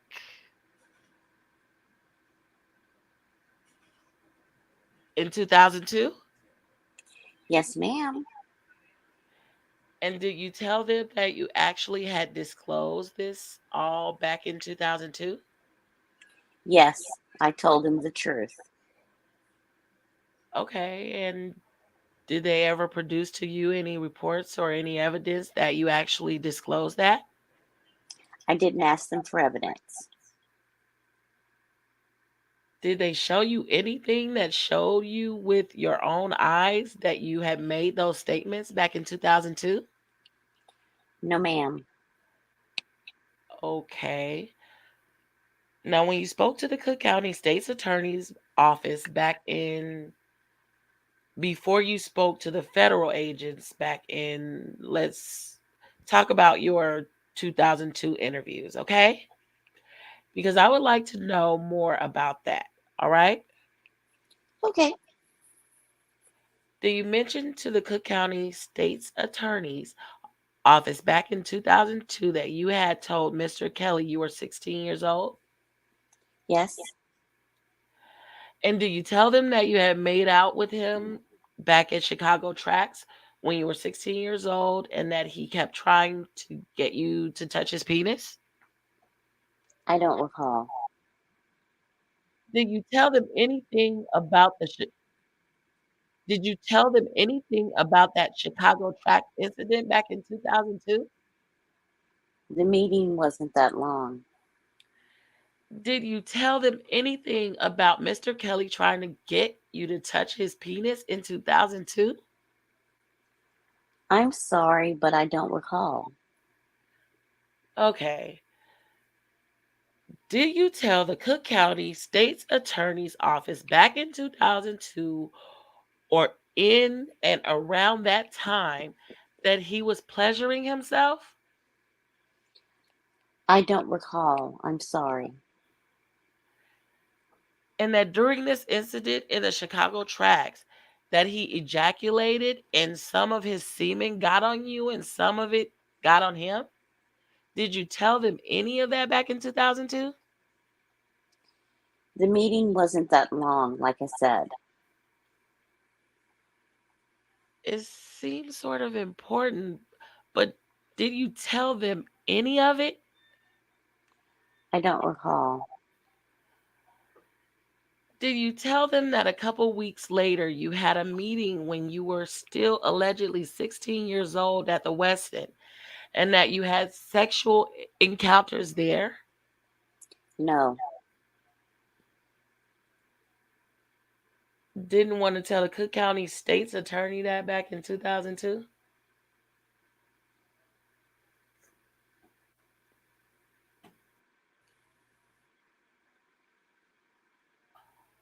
Why didn't you tell them back in 2002 that this man over here has sexually assaulted you as a minor in the Westin? Why didn't you tell the state's attorneys that back in 2002? At the time, I still love Rob. I didn't want to see him get in trouble. Oh, I got it. I got it. You loved him so much not to tell them about the Westin incident, but not enough not to tell them about the threesome. I'm very confused. You said you told them about the threesome with Jane back in 2002, right? They said they had a tape and they wanted me to look at it. Something, and I didn't want to look at it. Did you tell them about the threesome back in 2002? You said you did. They asked me about it and I told them the truth. Okay. Did you tell them you had a threesome with Jane in 2002? Yes, they asked me about it and I told them the truth. Right. So you told them about that. It seems like that might get him into some trouble, right? Talking about you being a minor, having a threesome with another minor, right? That seems like something that would get him in trouble, right? You didn't love him so much not to tell them about that incident, right? Correct? I was not going to lie to law enforcement. I told them the truth, and yes, I did love him. I'm not asking whether you loved him, please. I'm asking whether you told them about the threesome in 2002, but you didn't tell them about the incident at the Westin, right? Correct. Okay. And did you tell them about the incident? Any other sexual experiences you had with him when you were allegedly revealing this information to the Cook County State's Attorney's Office in 2002? No. All right. Now, it's not as if you were on good terms with Mr. Kelly in 2002. You say you loved him, but you sued him for a lot of money during a period of time when he was being sued, being prosecuted, right? Right? I'm sorry, could you clarify? You weren't on good terms with Mr. Kelly in 2002, correct? We weren't speaking regularly, no. You sued him. Correct? Okay. You made a lot of allegations against him, right? I told the truth. Did you tell the truth? That's a great point. I think you did tell the truth. Let's look at the complaint you filed. First of all, I'm going to first let the witness take a look at it. Do you recognize this, ma'am? Yes. Is the lawsuit you filed against Mr. Kelly in August of 2002? I'm sorry, 2001? Yes, I believe so. Okay, you had an attorney, right? Yes. Fair to say you had conversations with your attorney before she filed this complaint, right? Correct? Yes. Okay, fair to say your attorney wasn't present during your sexual interactions with Mr. Kelly, right? Correct. So any information about the sexual interactions would have come from you, right? Correct? Yes. After your complaint was drafted, your attorney filed the complaint in the Circuit Court of Cook County, correct? Yes. And you were obligated to actually prepare an affidavit in support of that complaint, swearing to the allegations of that complaint, correct? Yes. I'm going to have you look at it. I am going to mark this as First Defendants Kelly 121. Is that where we're at? Uh-huh. Okay. First, for identification, I'm going to ask you to look at this document and tell me whether you recognize this document. No. Okay. Do you see your partial signature there at the bottom? Yes, I see a partial signature. Does it look like your signature? Can I see the full signature? Can you just show her the unredacted part? Do you recognize your signature, ma'am? Yes, I do. Thank you. Uh-huh. And does that appear to be a document that you signed and swore to on August 10th of 2001? Yes. I'm going to ask for leave to publish. Admit this and publish this to the jury. Any objection? Hearing none, you may. It's admitted and you may. This was an affidavit that you signed in connection with your complaint that you filed, right? Correct. Okay. And now let's look at the complaint. We're going to mark that as Defendant Kelly 122. I'm going to have the witness just look at it right now. This is the complaint that was filed in which you were demanding money from Mr. Kelly in a civil lawsuit, right? Correct. Excuse me, guys. Okay. Ma'am, in your complaint, you swore that you became an intern at Epic in April 2002. Isn't that right? Looking at paragraph 3. That's what it says there, but Okay. And you also, in paragraph 4, in this sworn complaint, you said that you met Mr. Kelly in April of 2000. Isn't that what it says and what you swore to? I did not swear to it because I only signed that front paper. I never seen any of the other. You're telling us that your attorney just went ahead and filed a lawsuit without confirming the truth of the factual contents of it? Is that right? I was told to sign papers and Ma'am, are you saying that your attorney, it's a pretty bold statement that your attorney just made up a the factual basis of the complaint before she filed it? she told me. Just answer my question. Did she? I'm trying to answer it. Did she make up the factual basis of the complaint when she filed it? Or did you give her the information to go into the complaint? She changed the information I gave her. She changed the information you gave her. Is that what your testimony is? Yes, ma'am. Okay. Okay.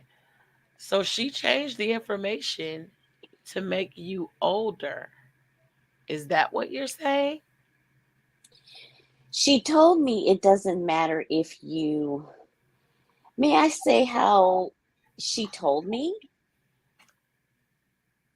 She told me it doesn't matter if the Fed me whether I was 16 or 17. It just mattered that he fed me. Okay. Let's just assume your lawyer said that for a second. Which she did. Okay. Right. Because that would make so much sense. Objection to the commentary, Your Honor. I will withdraw it. Let's just assume she said it for a second, okay? Okay. Even if that was true, legally speaking, which, by the way, it is not, but even assuming it was true. It was true. Ma'am, the age of consent in Illinois is 17. You are aware of that, right? Yes, ma'am. Okay, so the difference between 16 and 17 is a pretty big difference, isn't it? To me, yes, it is. But legally speaking, having sex at 16 would not be legal, and consensual sex at 17 would be legal, right? You understand that, correct? Now I do, now that I'm an adult. Yes. So you think your lawyer might have understood that back in 2001 when you filed this lawsuit? Objection, speculation as to what her lawyer thought. Let me think this one through. Sustained. Even if what you say is true, Tracy, why on earth do you have an understanding of why your attorney would just change the dates? Why? I'm not her. I'm sorry. I can't answer for someone else. Did she tell you why she was going to plead a complaint with facts that were untrue? Did she explain that to you? No. And it's your testimony that at no point did you look at this and say, wait a second, Miss Loggins, you got the dates wrong. Did you ever say to her you got the dates wrong in this complaint? When I saw the dates were wrong and she wouldn't change them, I did call the Illinois Bar Association and report it. No. You called the Illinois Bar Association because you wanted your money and you were in breach of the agreement, right? No. That was much later, correct? No. When I saw finally saw the documents, I was never shown them. But when I saw them, You signed the affidavit at the end of the complaint, ma'am. What did you think you were signing? I was just told to sign papers. They did not show me the papers that went with them. Are you a college graduate? Yes, I am. Okay, so as a college graduate, it's your testimony that you just signed a statement with no understanding of what you were signing. Is that what you were saying? Objection, foundation. It's unclear whether she was a college graduate at the time she signed. She said she was. Overruled. Were you in college? I was a teenager, yes. I was in college, but I wasn't a graduate. In August of 2001, how old were you?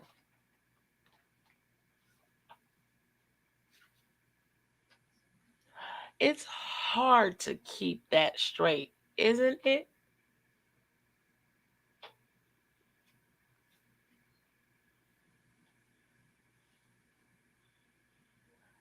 It's hard to keep that straight, isn't it?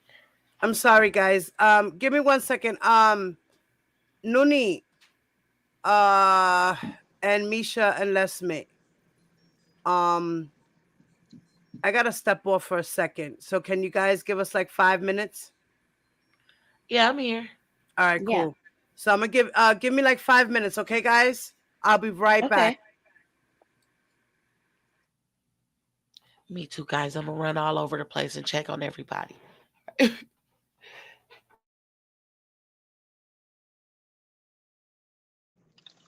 Okay. Well, let's maybe read some comments or.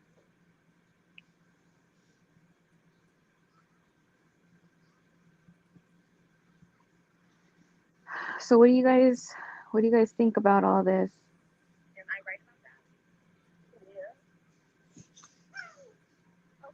Husband? Yeah.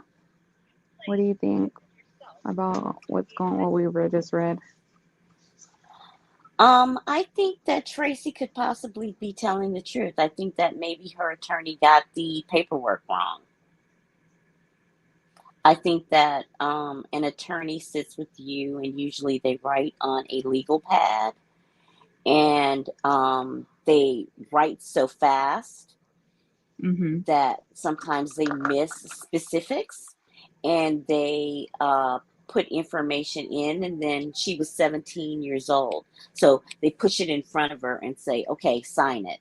And if she were in college, let's say she was a sophomore in college, I mean, this was a traumatic experience, so it's a possibility that she trusted her lawyer much like she trusted R. Kelly.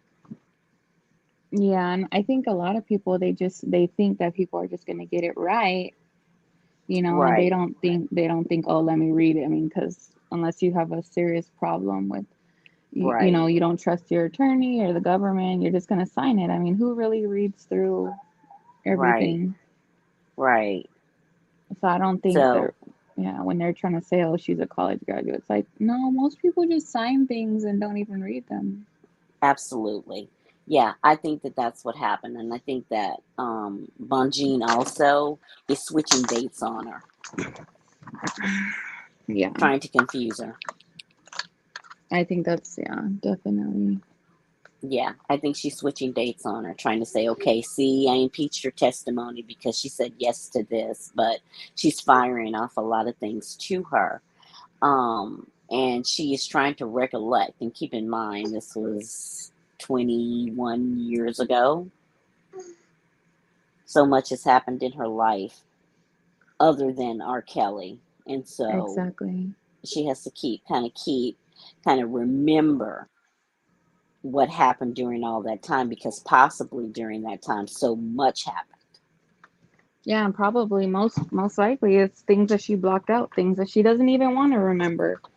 Absolutely, absolutely. And as traumatic as even that description was, I think that a whole lot of this just kind of just kind of just rambles together. I know that there are periods of my life, although I haven't been a victim of that kind of experience. There are periods of my life that kind of just jumble together where I don't specifically remember that pinpoint of time. Somebody says, well, you should remember this. Well, yes, I should remember all of this in this moment. But there's so many other things that have happened in my life in 21 years that I can't really go back and pinpoint on this day at this time on, at this age that this happened. I mean, I know that I met R. Kelly, but I can't tell you the exact date that I met R. Kelly. I just know that I met R. Kelly around this time, and I believe this time was when I was 16. I mean, how many of us, they don't even remember things happening currently, like, within a month or things just Right. like, shoot, I can't even remember. Right. It's freaking last week. Sometimes. Absolutely. So I think that I mean, Bonjean yeah. is kind of twisting her words to make her say, to kind of trip up her testimony to say, okay, see, she said it was 2000. She said it was 1999, but it was really 2000. Well, in her mind, it could have been 1999 because she recollects that she was doing this in 1999 when it could have been 2000. Because I know that if you ask me what I was doing in 99 and 2000, I can't tell you. Okay, And ladies, even thank you for giving me that 5 minutes, y'all. Thank you for holding it down, guys. Listen, I just finished serving lunch. I'm in the background eating lunch. So if you guys can just take over. Noonie, you can be everybody else in between. Okay, in the meantime, let Smith continue your part and Misha continue your part. Thank you, Are guys. you, Diva, are you scrolling for us? Because I don't have the I'm going to be chance. scrolling, Mama. I'm going to be scrolling because I'm in the background just eating. Okay, good. Okay. Thank you, guys. Okay, go ahead. All right. In August of 2001, how old were you? It's hard to keep that straight, isn't it? Who's Miss Pizzolo? Lesmet or what are we doing? I think you are Miss Okay. Pizzolo. Okay. Your Honor, I object to the constant commentary from counsel. This witness is trying to answer the question. How old were you?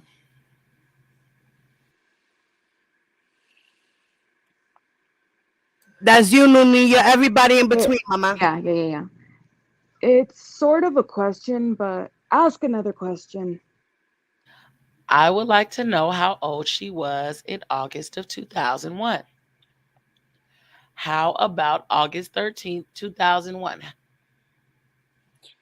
Like 19, I think. And I want to go back to this complaint. Your complaint alleges that you met Mr. Kelly in April of 2000, right? That's what it says on the paper you showed me. Right. That's the complaint you filed. The case you settled. The allegation was you met him in April of 2000, right? That's what it says on that paper. Okay. And at no point in your complaint did you ever allege that you were under the age of 17 when you had sexual relationships with him, did you? That is not true. In your complaint, you never alleged that you were under the age of 17 when you had sexual relationships, when he had sexual relationships with you. You want to look at it? Let's take our time and scroll through it. Wait, let's take our time and scroll through it because I would love for you to point me out where you actually said you were under the age of 17 when you had sex with him. Let's start at page 1 and we're going to go through it. Okay. Paragraph 3. You said you were interning at Epic Records in April of 2000, right? That's what it says there. That's not what I said. Okay, right, because Miss Loggins just made that up, right? The date has changed. It's not that the date has changed. Somebody had to type that in there. You understand how that works, right? And someone changed it from what I said. So the date is changed. Right. So you're suggesting that your attorney changed the date in the complaint she filed.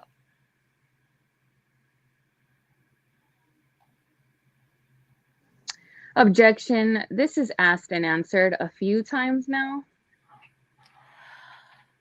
Judge, she is the one that says it was changed as if it magically gets changed.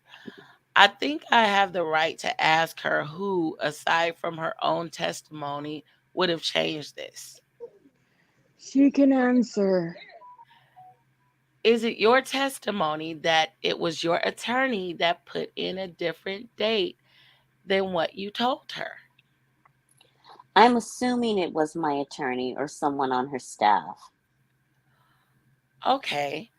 Her attorney or one of her, someone who worked for her? Is that right?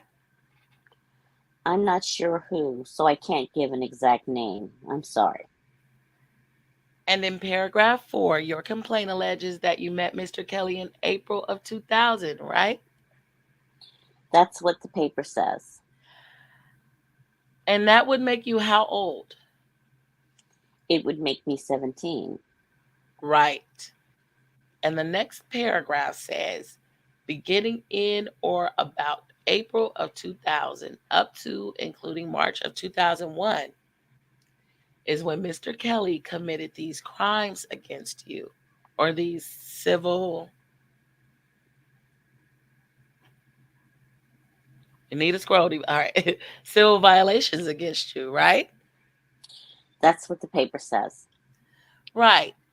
So April of 2000 up until March of 2001, it's your testimony that it was your attorney who, or her staff, that just got that wrong. Is that right? They changed it, yes. They changed the dates. You know the case would be stronger if you are under the age of 17, right? You know that now, right? Objection. Compound question. Well, she can answer.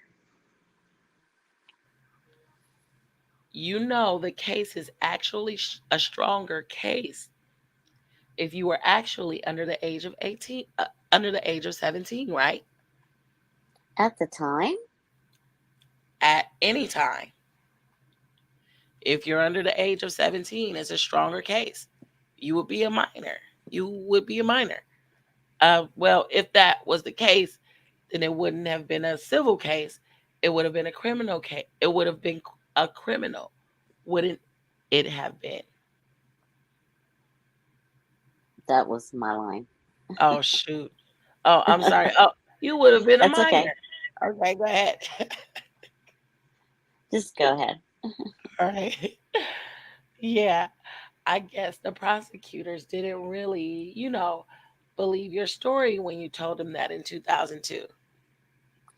Well, they're not here, so I don't know.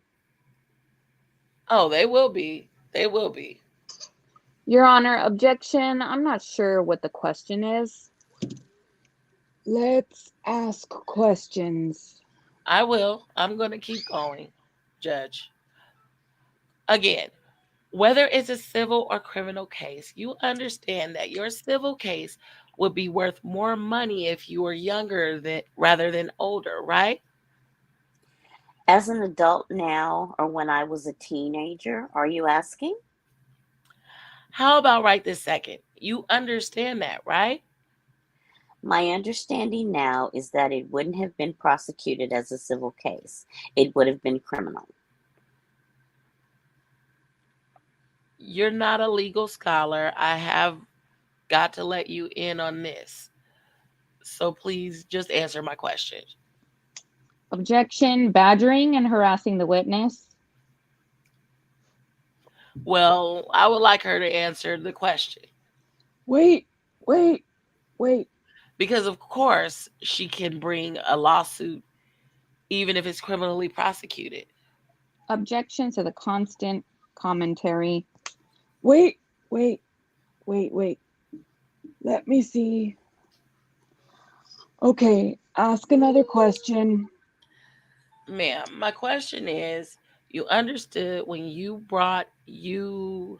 whether it was then or now, do you understand that a lawsuit in which you would allege that you were a minor versus someone who was of consenting age would actually be a stronger case to bring? You understand that, right? Okay. So what would be your attorney's incentive to make you older in the lawsuit? Do you have any idea? I do not know. Okay, let's go to the next page. I'm going to have you look at paragraph 3 again. Once again, you said in this complaint or on your behalf, this is your complaint that you were an intern at Epic in April of 2000. Do you see that? Yes, I see it. That's another error in the complaint. Is that right? That is correct. Okay, and in paragraph 4, again, it's repeated that you met Mr. Kelly in April of 2000. And that's another error, according to you, right? Yes, that is correct. And in paragraph 5 of your complaint, in paragraph 5, your complaint alleges that your relationship actually extended from around April of 2000 when you met him to March of 2001, right? That's what the paper says. Do you see that? Yes, I see it. And that's what was filed in the Circuit Court of Cook County, correct? Yes. And that is what you signed an affidavit swearing to the truth of those statements, correct? I did not see those statements. I was just given a paper to sign. Okay. Now let's talk about what happened after you filed your lawsuit. Do you recall getting sworn interrogatories that you had to answer under oath? Yes, I remember doing interrogatories. Let's show her those. We will mark it as defendants Kelly 123. Show her first those are the answers. I want the actual questions first. Look for that.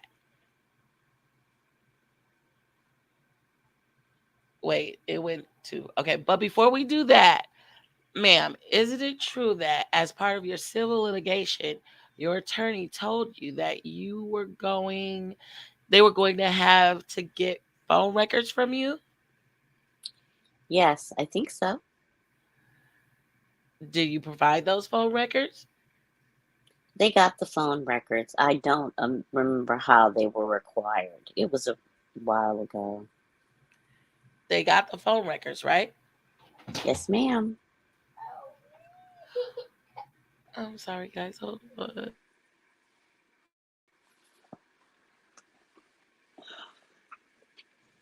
You want me to step in for her, Diva, real quick? Go ahead. Yeah, guys, do what you gotta do right now. I'm almost done eating.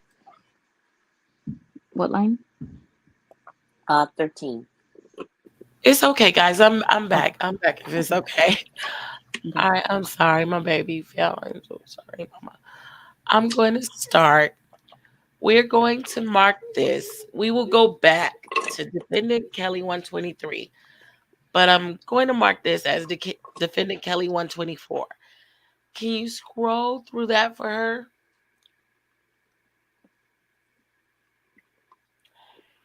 Do you get to look at all of those? Let me know if I need to go slower. I can see them. Okay. No phone records from 1999 were produced, right? There's none on the screen. Okay. In fact, there were no phone records produced from 1999 because you never disclosed that you had even met him in 1999, right? No, that's not true. Okay. So are you saying there are phone records that were produced in this civil litigation from 1999? Not from what's on the screen. Right. I don't know. This stuff comes by way of subpoena. But I'm just wondering, are you aware of some phone records from 1999? I know I talked to him on the phone in 1999. Did you provide any phone records from 1999 to corroborate your claim that you met him and started a relationship with him before the year of 2000?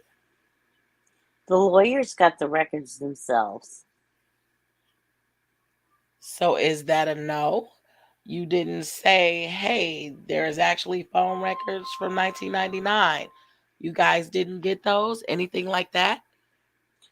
I never saw all of the paperwork, like I told you. Okay. So that's a no. You never actually produced any 1999 phone records, correct? Incorrect. Who did you produce them to? I didn't produce any records. The lawyers got the records themselves.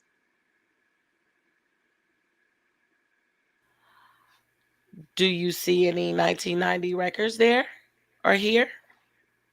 I didn't see any records. I'm sorry. Oh, I'm sorry. Do you see any 1990 records here? 1999 records here? No, sorry. You don't need to apologize to me. Just tell the truth. That's all I need you to do. Okay. Now, back to defendant Kelly 123. Go to the first page. Do you recognize this document, ma'am? Yes. This is the interrogatories. Interrogatories. Okay. And do you recall going through these interrogatories or these questions that you had to answer under oath that were presented to you by counsel for Mr. Kelly? I remember the lawyers asking me, but I never met his attorney, I don't think. I think they were over the phone or something. I'm not talking about his lawyers. Do you remember going through these were questions that were presented to you by Kelly's attorneys, but that you had to answer with the help of your own attorney? Do you remember that? Yes, sorry. And those were questions that you had to answer under oath, meaning you had to answer to the truth of them under penalty of perjury, right? Yes. And do you remember giving answers to those questions under oath under the penalty of perjury? Yes, I remember answering questions. Okay. First, I would like to introduce into evidence defendant Kelly 123 and publish to the jury. These are the interrogatories that were asked. Again, that's not for hearsay purposes. It's not for truth of the matter asserted, but to show the questions that were asked of her. Any objection? No, Your Honor. They are admitted. You may publish. We would like them redacted, though. I am going to have you, let's just pull out question 10. That can be for the jury. So you were asked as part of your interrogatories to identify and specifically describe, including but not limited to a dollar amount, each one of the injuries that you suffered that were suffered by you as alleged in the complaint, right? And you're supposed to state any facts and identify any documents or statements related to those injuries that you were seeking money for. Do you see that? Yes, I see it. Okay. If you look at question 11, a similar type of question. Let's look at that one. Identify and describe each of the injuries of a personal nature you suffered as alleged in the complaint, right? Yes, I see that. Okay. And then you answered these interrogatories under oath, right? Yes. All right. As to number 10 and 11, you never mentioned anything about the incident at Chicago Tracks when you were 16 years old, in which you alleged that he was trying to get you to touch his penis and he ended up pleasuring himself and ejaculating. You never mentioned that, right? That's not true. You never put that in your answers to interrogatories, right? I don't know what was put in the interrogatories. Okay, let's take a look. It's a defendant's exhibit 120. Where are we at? 124. I think 125. Not for the jury. So let's look at 10. Okay. So I'm not asking you to read what you have written here. I'm asking you whether or not either 10 and have her look at 11 too. You just told me not to read it. Do you want me to read it? I want you to read it to yourself, but not read it out loud. Does that make sense? Okay, thank you. First, let's start with you never mentioned you were under the age of 17 in any of your answers to interrogatories, right? That is incorrect. Let's take a look at them. Start at page 1 for her. Go ahead and start reading and tell me where you identify yourself as being under the age of 17. Tell her to go to the next page when you are ready. We can go to the next page, please. May we please go to the... Oh, I'm sorry. May we please go to the next page? Sure. May we please go to the next page? Sure. And then actually go to the next page for her so she can see her. Thank you. You filed an affidavit swearing to the truth of your answers to interrogatories, right? I signed the paperwork. I didn't see the interrogatories. I've told you that. Okay. But you understand that the information contained in your interrogatories had to come from you, right? Because your attorney wasn't present for any of your interrogatories with Mr. Kelly, right? They should have come from me. Like I said, I didn't see the paperwork. The lawyers just gave me papers to sign. I wasn't aware that I was supposed to see the answers. So you thought it was just for your attorney to make up the answers to the questions? I didn't think she was supposed to make up the answers. I thought that I could trust her to tell the truth. So you think there is some reason why your attorney lied in your answers to interrogatories that you swore to? Is that right? I can't say that. All I can say is what the truth is, and the truth is not reflected in that paperwork. So your answers to interrogatories did not mention that you were under the age of 17, right?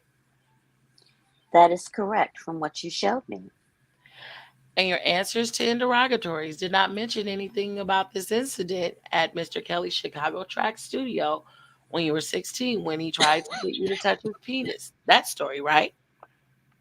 From what you showed me, no, I did not see that reflected. Right.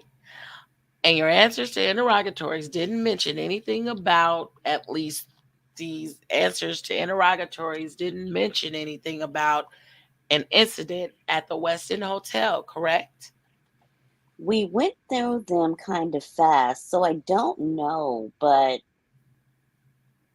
Sure, go back. no, I don't see it on that page. Okay.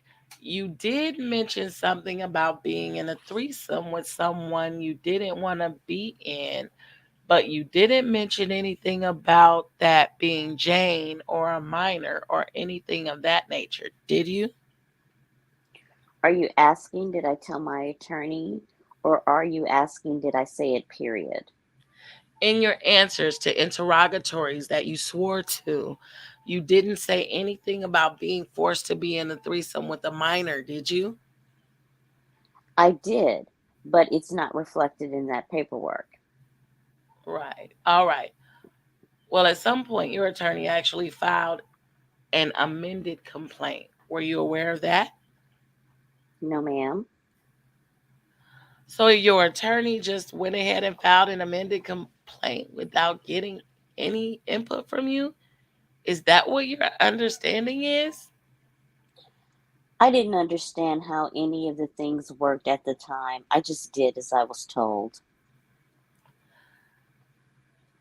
Let's take a look at the amended complaint. First amended complaint. Now this was filed, it was filed in January of 2002, right? Do you see the stamp there? Yes, I see it. Hold on one second. Once again, paragraph 3. This is filed months after the original complaint. You're still alleging you were an intern at Epic Records in April of 2000. Do you see that? That is not what I said, but that is what the paperwork says. Correct.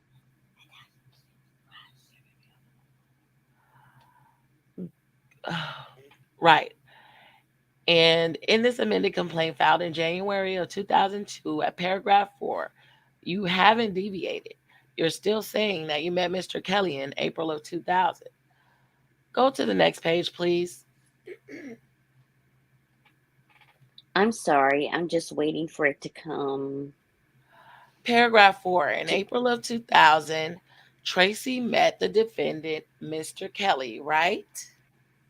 No, I did not meet him in April of 2000, but yes, that is what the paperwork says. And let's look at paragraph 5. There are some more details here. In this amended complaint, it alleges that in or around May of 2000, you and Mr. Kelly, you allege that you had this incident, sexual relationship, which continued on several occasions up until and including March of 2001, right? That's what the paperwork says. And according to you, your attorney just made that up, right? Got it wrong, right?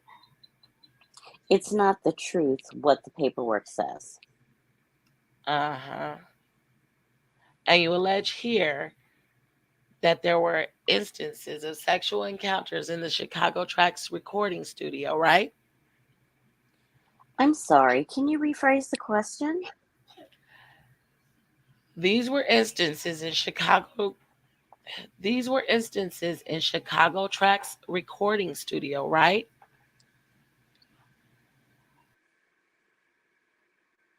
Diva?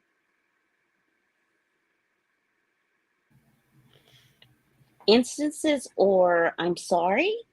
It says encounters, sorry. Sexual encounters took place in Chicago Tracks studio, right? Yes, I had sex with Rob at Chicago Track Studio. Right. Your attorney got that part right, right? Yes, I had sex with him at Chicago Tracks. Okay. And then it says other instances occurred at the Peabody Hotel in Orlando, Florida during the period of January 27th to January 29th of 2001. Yes, I do Do you see see it that? right here. Yes, okay. Okay. So she didn't just make up that date, right? No, I mean, I assumed that was the date. Why do you assume that was the date? Why do you assume that was the date when she got the other dates wrong, according to you? It's right there. I mean, I don't remember the date. Right. It's also right there that you met him in April of 2000, but that date you're quarreling with. But you think this date was accurate, right? I know when I lost my virginity, and it definitely wasn't in 2000. Okay. Well, that's your business. I don't know anything about that, but I know you swore under oath that you met Mr. Kelly in April of 2000. When you lost your virginity is not my business. No, ma'am, I did not swear to that. Okay, and it also then says now it does say the Westin Hotel, right? It shows up here, correct? Yes, but with no date. No. It says at the very beginning of that paragraph that your relationship was from May of 2000 to March of 2001. Do you see that? But that's not when it was. But it doesn't say the Westin Hotel at that date. It just says, and also at the Westin Hotel with no date. Okay, but the first paragraph reads.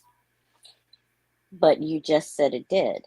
All right. And at no point, I know you call yourself a minor here, but at no point do you ever allege that you were under the age of 17. Isn't that right? Even in this amended complaint. I'm sorry, but that is not correct. I have always told the truth and said how old I was. Okay, look at the complaint. Let's start at the beginning. Let's figure out where at any point you state, even in your amended complaint, that you were under the age of 17. Okay? We have looked at this, and I told you that I know what I told my attorneys, and I told them the truth, and it was not in 2000. Let's go to paragraph 9. Let's just go to paragraph 9. We will keep going. Okay. Paragraph 9, you allege that Mr. Kelly exploited your vulnerability and trust to seduce you into a relationship, which began in or around May of 2000 and lasted up to and including March of 2000. That's what it says right there, right? That's what the paperwork says. And you're saying that that timeline is inaccurate, that your attorney got that wrong, right? Yes, ma'am. And she got it wrong both in the original complaint and in the amended complaint. Is that your testimony? What's right there is untrue. Okay. Are you going into a new area or are you still... Let me see, Judge. I might be done with this. You can keep going. I might be going. Give me 1 second, Judge. I'm sorry. Give me a minute. And just to be clear, when you filed this amended complaint, did you think being under the age of 18 made you a minor for legal purposes, putting aside everything else? Can you clarify the question? I'm so sorry. My question is, when you filed your amended complaint, was it your belief that under Illinois law that you were a minor for the purposes of the law if you were under the age of 18 or under the age of 17? I wasn't even aware of the amended complaint until you just told me. But under the age of 18, I know as a minor. Yes. What's that? I said I wasn't aware. I'm sorry. I wasn't aware of the amended complaint until you just told me. And then in reference to you asking me, is someone under the age of 18 a minor? Yes, someone under the age of 18 is a minor, I would assume. Okay. Well, let's look at your complaint, which actually alleges the allegations. At page, if we could look at the third page, paragraph 12, don't pull it up yet. Go down to, you know what? That's all right. We're going to go on to a different area now, Judge. If you wanted to take a break. We'll take a 15-minute recess. All All right. right. What's up, guys? Listen, I finished eating and everything else. Let's see if we gotta continue with her. Okay.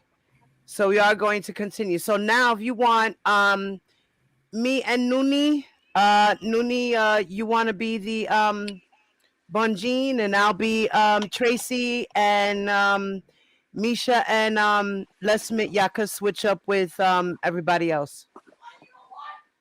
Okay. Okay. My son's going crazy. Diva, Yes.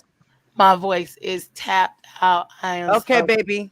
I just wanted to come on and do my part because I never came on and read before. That's right, mommy. It Thank was tied the you. last Thank you for time. Thank coming. you, You Misha. know, we Thank representing for you. these survivors and stuff, and these people Come that again. are getting it R. Kelly ass right now. Yes, So ma'am. Yes, thank y'all. ma'am. Thank y'all for Thank you, having me. I'm mama. going back in the comments, okay? And repost your Cash App too, okay, Diva? Yes, Come back baby. Yes. soon. My Cash App is on the screen right under my name, $Diva Divine Light, baby. Got it. Thank you. All right, mama. You're welcome, and thank you, mommy. Thank you so much. You're awesome. You're welcome. Going back in the comments. Bye. All right, mama. Peace. All right, so Nunya and Les Smith, y'all ready? Yep. Ready?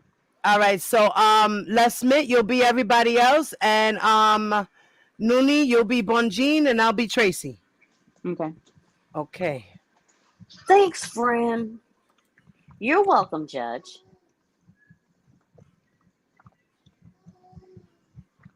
Please be seated. Miss Bonjean, you may continue your exam. Thank you. Thank you, Your Honor. Judge, I don't believe I moved into evidence defendant Kelly's the complaint. I didn't, right? I don't know. Go on. Any objections? I think we did, but any objection? No. It's admitted.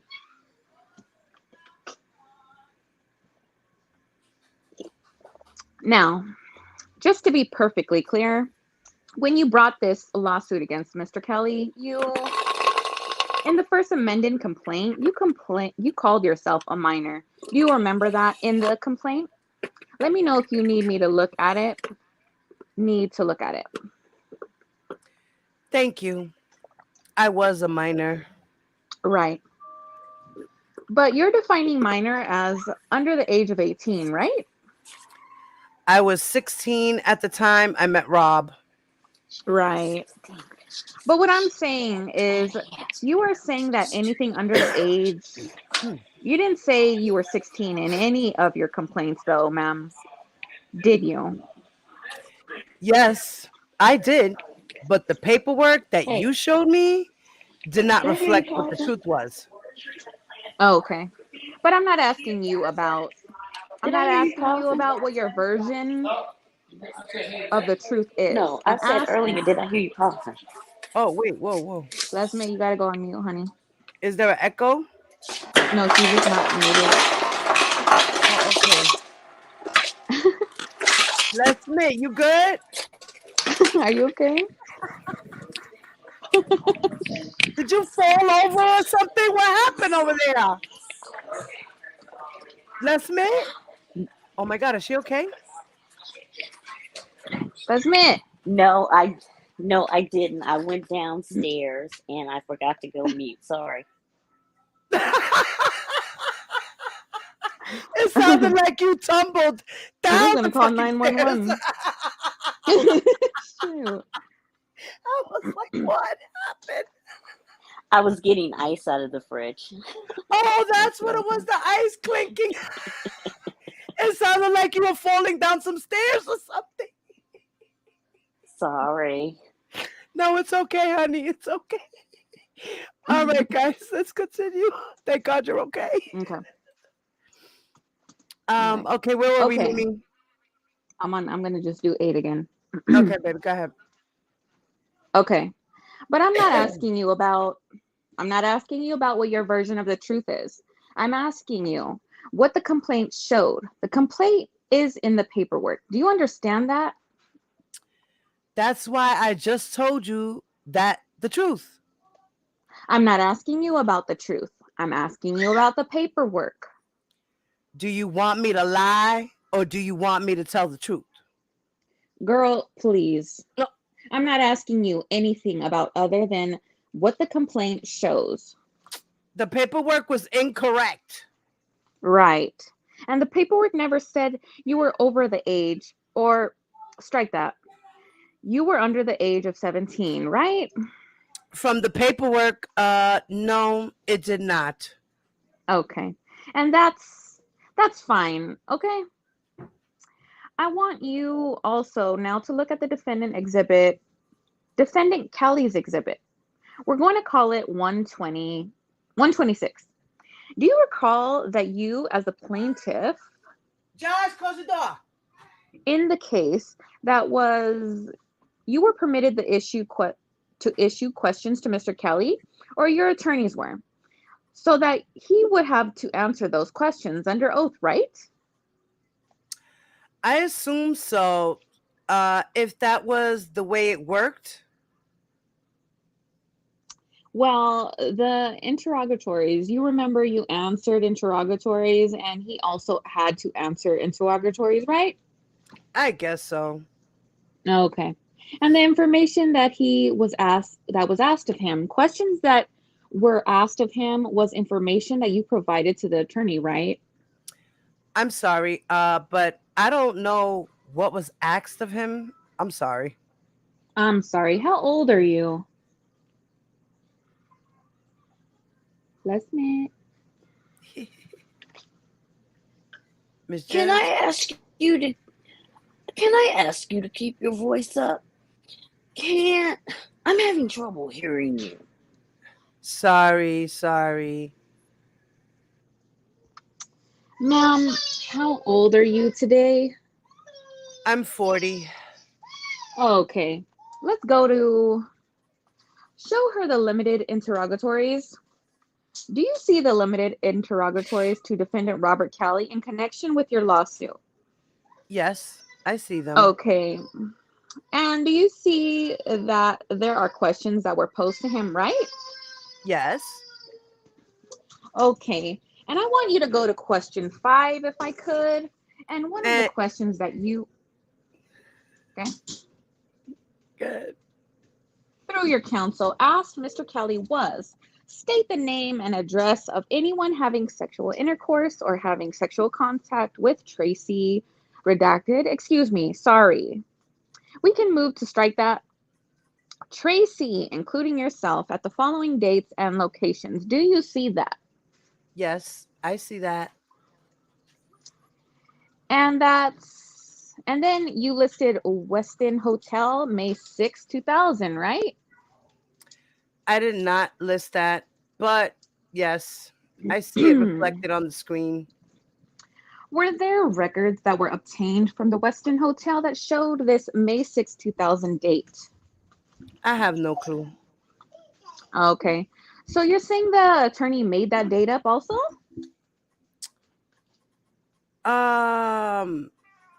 Do you have records to show me that say that date? Because I just told you I'm sure. I'm unsure. My question is, how would your attorney know that the Westin Hotel incident happened on May 6, 2000, if you didn't tell her that? Like I said, the dates are not right, and I'm not sure where they got them from. And we went to the Westin Hotel more than once, so... Okay, but you didn't provide any other dates. The date you provided that was pronounced to Mr. Kelly was the Westin Hotel on May 6th of 2000, right? I'm unsure what they provided. I'm just sure of what you're showing me on the paperwork. And how old were you on May 6th of 2000? I would be 17. Right.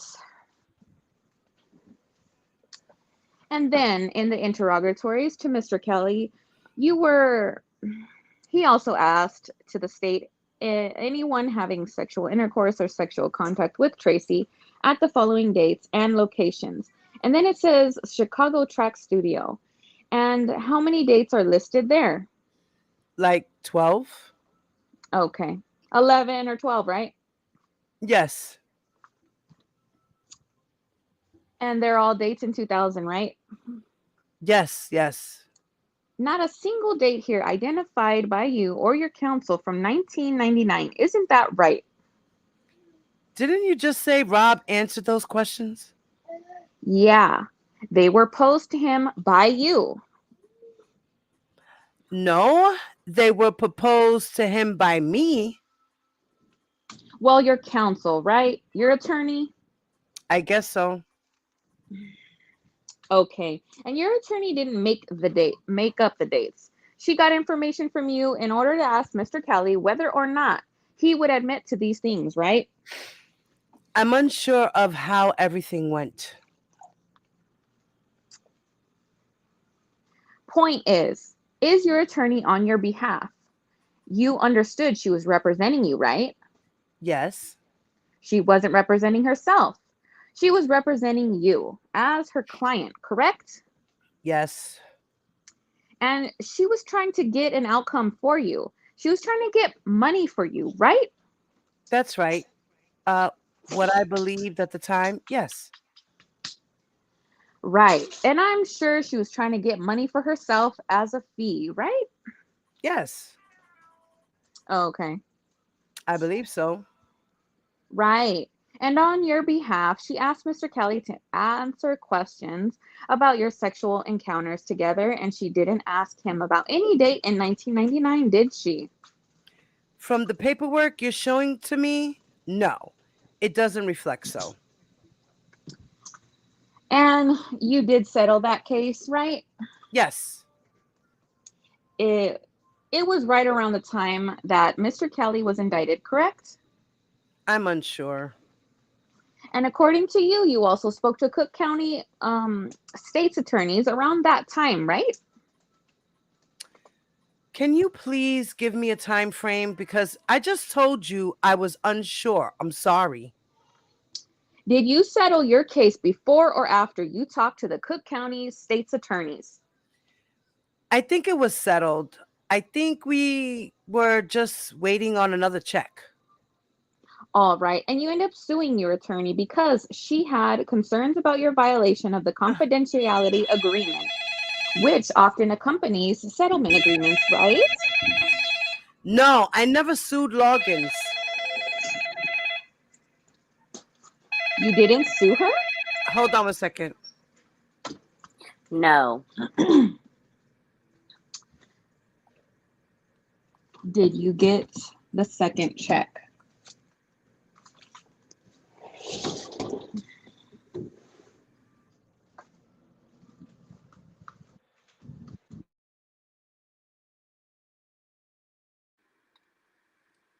I did not sue her. Okay, you didn't sue her. Did you get the second check? Yes. Okay, you filed a complaint against her, right? Yes. I reported that she changed the dates, that it was untrue. And what did the ARDC say about your complaint? They just said they would look into it and that nothing was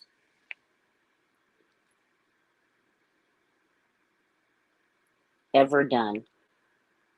Right. Were you able to provide any evidence that she just changed the dates on your complaint to the ARDC? No one asked me for any evidence. And now I want to ask you about, so in 2019, respond to this tip line. We talked about that a little earlier, right? Yes. And you never mentioned in 2019 is when the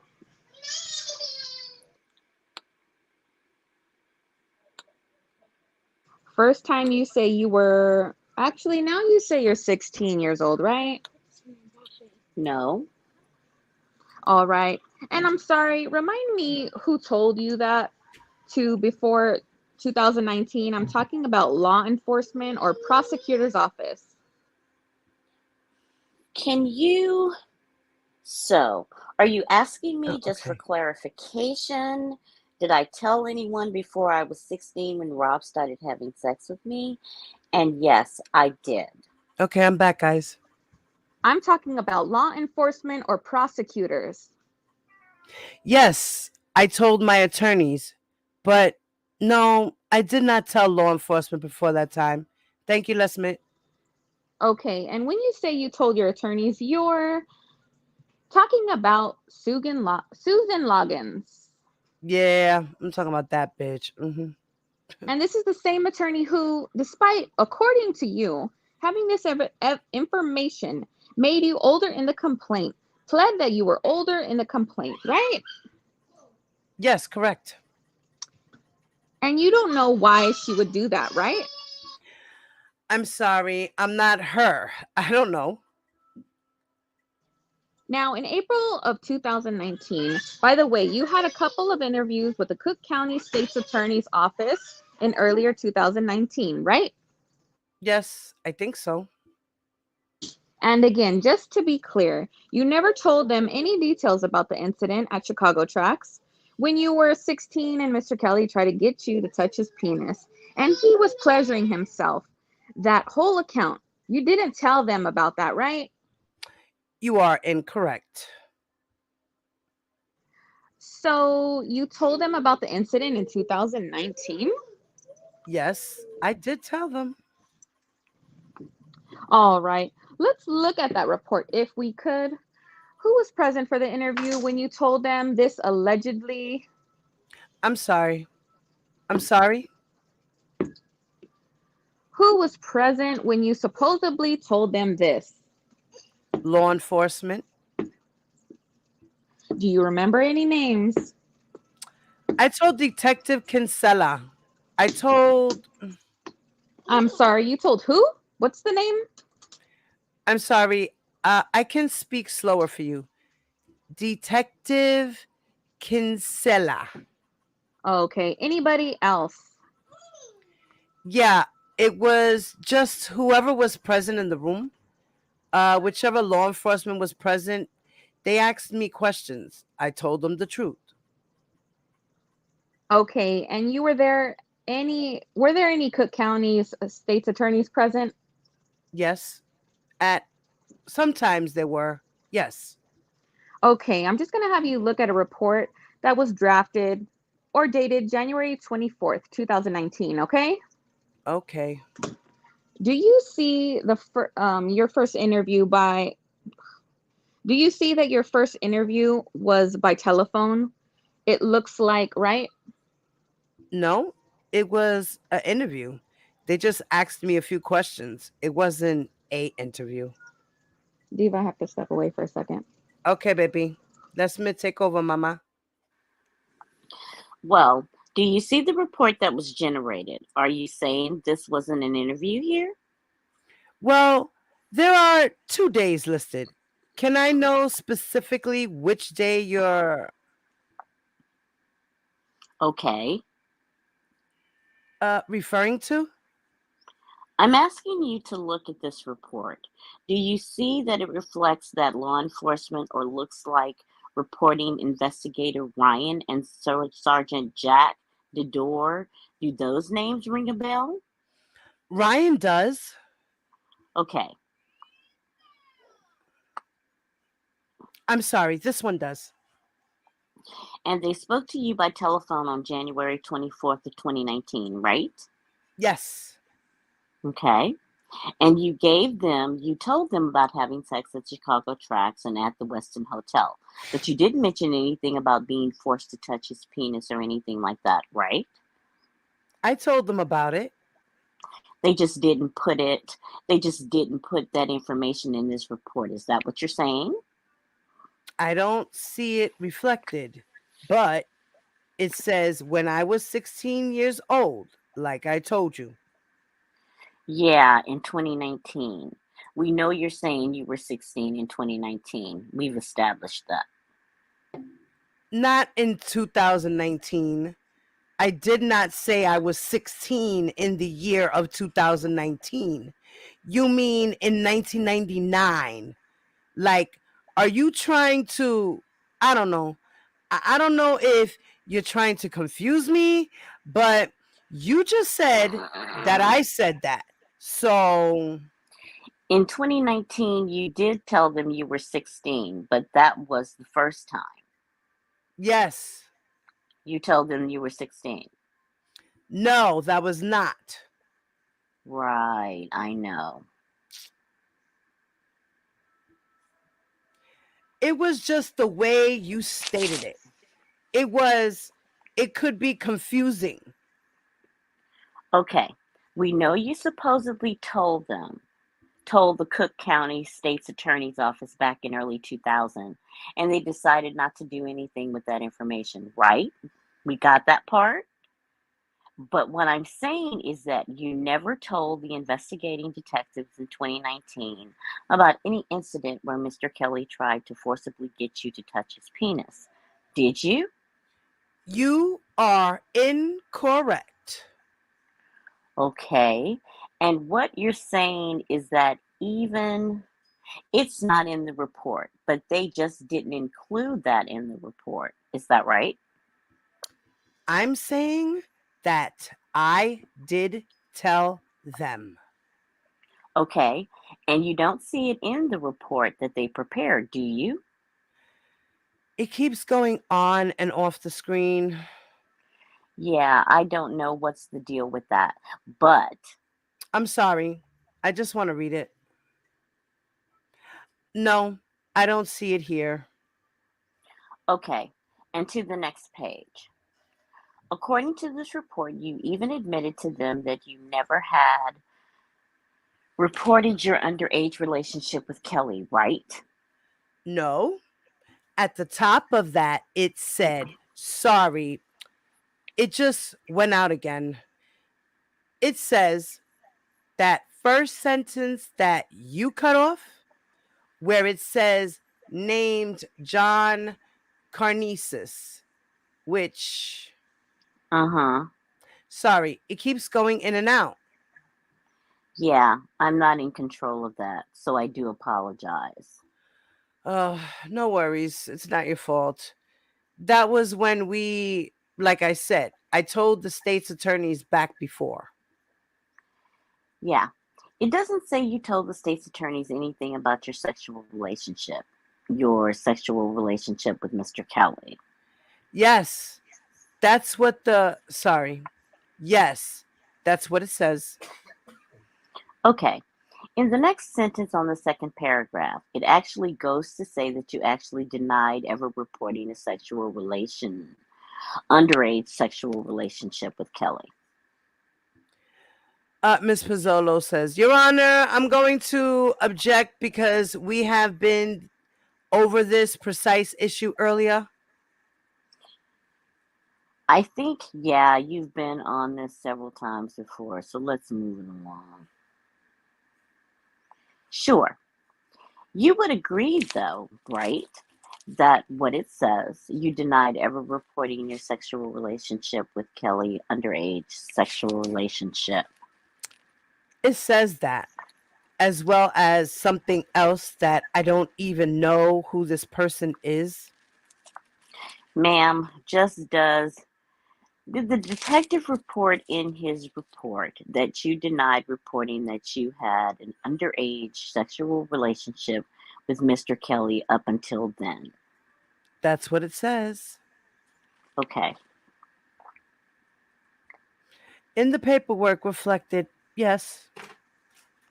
Now let's go on to another report. You were interviewed again via telephone on February 22nd of 2019. We don't have to go to that one. Let's go to the next one, April 1st, 2019. Let's talk about that one.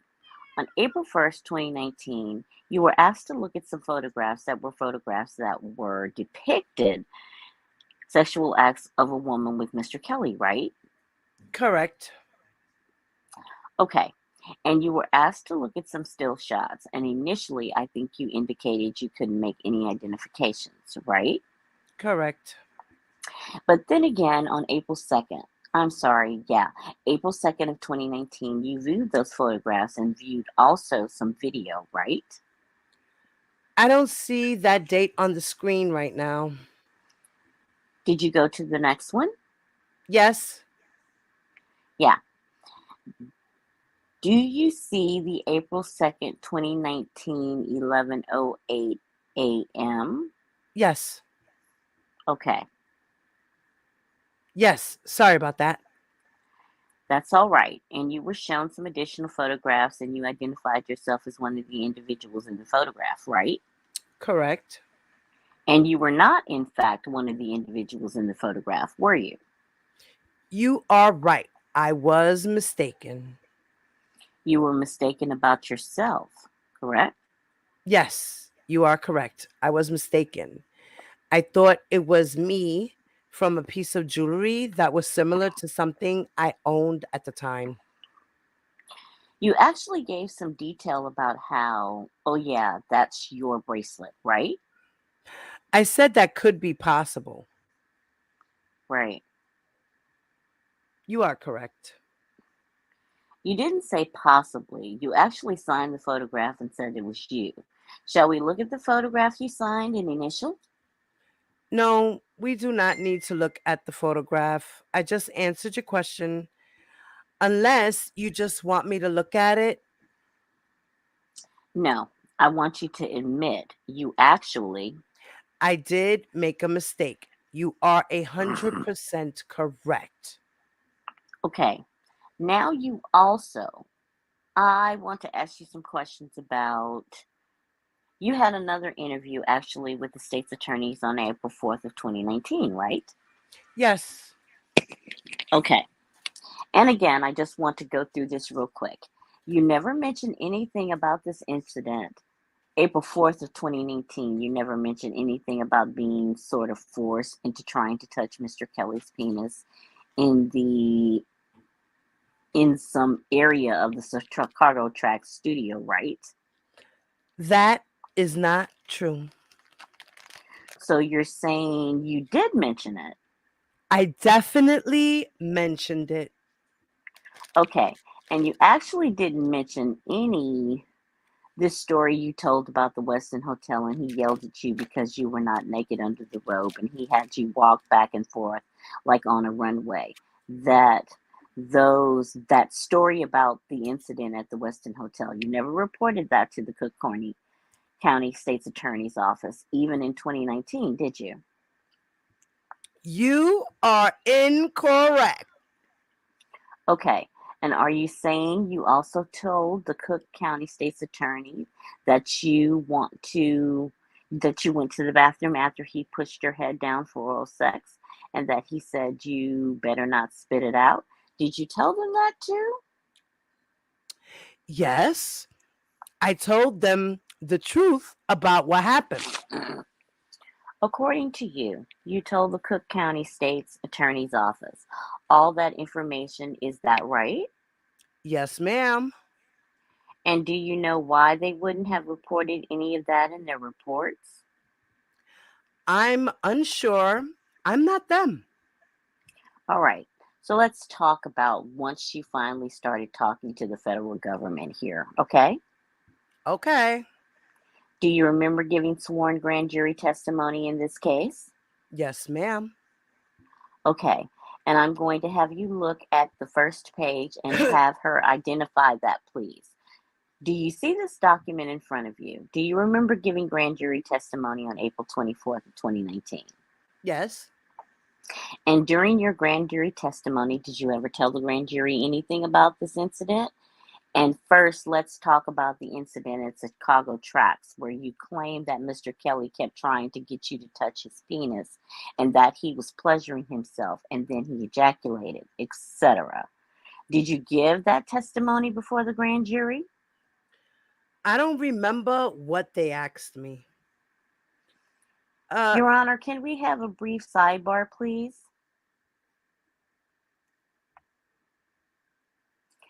Proceed. Thank you, Your Honor. Okay, so Did you give the grand jury testimony? But I think you just said like you don't know if you were asked certain questions, right? Correct. Okay. So let's put that aside and talk about what you did. You did talk to the federal agents on February 17th of 2019, isn't that right? I guess so. Uh-huh. And this was before your grand jury testimony, right? Yes. Okay. And on April 17th of 2019, you did talk about this sexual experience that you had, according to you, at the Chicago track studio, right? You don't have to have it up for her yet. I'm sorry. Can you repeat? You remember talking about this first encounter, I guess, if you want to call it, at the Chicago track studio, right? Yes. I told the truth about what happened. Okay, so great. And you told him that Mr. Kelly was wearing jogging pants, and at some point he pulled them down. He exposed his penis, and he was groaning and masturbating, and that Kelly asked her to remove her pants and shirt, but she told him no. He also asked if she ever had sexual intercourse before, which she also told him no. She recalled that Kelly tried to force her head towards his penis, but that during this encounter, he also pulled down the front tube top she was wearing and exposed her breasts. Is that right? That is correct. And, strike that. I'm sorry. That Kelly continued to masturbate and ended when he ejaculated. Is that correct? Correct. Hold on a sec, Diva. Let me Okay. switch my headphones.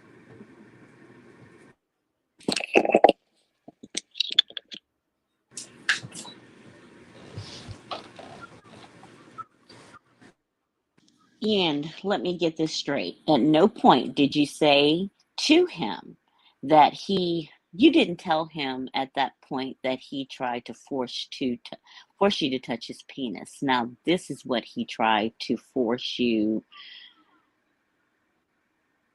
your head down. Is that right? I said both. Okay. And if that was not included in this report, that would have also been an error on the part of the federal agents. Is that right? I would guess so because I told him. Now, you also mentioned, did you not? Well, let me just ask you. You claim that Mr. Kelly's wife also made a sexual advance towards you. Is that right? Correct. And when did this happen? Oh, God. One time when we were at Chicago tracks. Oh, she was there at Chicago tracks. I just told you we were at Chicago tracks. And she made a sexual advance towards you. She made a comment. Okay, and what was the comment that she made? That I had a big ass. Uh-huh. And is that something that you ever told anybody? Apparently, because you're asking me about it. No, I don't see it here. I'm just wondering if you ever told anybody about it. Yes. Did you tell any law enforcement about the fact previously? Yes, I did. And again, if they didn't report that, that would just be an admission on their part. I would guess so. And actually, it wasn't until you later in 2019 when the federal government had you look at this video that you finally admitted it wasn't you, right? You are incorrect. I did not admit. I said that I was mistaken. I was able to see more footage and be able to see clearly. Okay. You talked about going to this event with your friend at which it was Black Women's Expo. Does that sound right? Possibly. Okay. And you claim it was in 99. Is that right that you went? That is correct. But you know Mr. Kelly wasn't there in 99, right? Like I said, I know when I met him and I know. Let's look at the You just said it was the Black Women's Expo. I said it was an event. Okay. Well, are you saying it wasn't the Black Women's Expo? I'm just saying it was an event. It could have possibly been. Your friend previously testified or given sworn statements that it was the Black Women's Expo, right? I wasn't privy to her testimony, so how can I answer that question? Well, let's pull up her friend's affidavit first. See if it refreshes her recollection. Kelly Witherspoon? I just want to object. Is that your friend? Because this is reading hearsay into the record. I'm not going to read it in. I'm not going to read it in. I'm objecting to a question that's asking for a hearsay response. I'm not. I'm going to ask if it refreshes her recollection. About what she heard from her friend? Judge, let me ask my questions and then she can object. Okay, ask the questions and then. And we're going to hear from Miss Witherspoon. So, Miss Witherspoon's one of your friends, right? She was previously. Huh? She was in the past, yes. Is she still your friend? Nope. Why not? Because we're not. Oh, all right. And she's the person that you went with this event with when you told the story about getting the autograph from Mr. Kelly, right? Yes, she went to the event with me. Correct. Okay. And you said now that you don't remember what the event was. Is that right? I'm saying that it was an event. Okay. Does her affidavit refresh your recollection about what that event was, what it was called? It could have been. I'm sorry. It says on the Chicago Black Women's Expo. Does it refresh your recollection that it was the Black Women's Expo? It could have been. Okay, and you can take that down. And now I want to show you a report from May 7th of 2019. Mr. Kelly wasn't at the Black Women's Expo in 1999, was he? He was at the event I was at in 1999. Whether it be the Black Women's Expo or not, he was there. In fact, you... And I was there. He was at the Black Women's Expo in 2000. Do you see if this refreshes your recollection? Pull out that middle. Your Honor, she hasn't answered the question about whether she knows he was there in 2000. So I object to refreshing without knowing what her knowledge is. Wait a minute. Go ahead. You can wait. Well, go ahead. You can refresh your recollection. Okay. I would like you to read that paragraph. Would you like me to read it to myself or out loud? Yes, please. Thank you. I've read it. Okay. Now, does this refresh your recollection about Mr. Kelly being at the Black Women's Expo at a promotional meet and greet, signing autographs in 2000, in April of 2000? That's what it says right here. And you're saying that that's not when you met him? No, that is not the event that I met him at.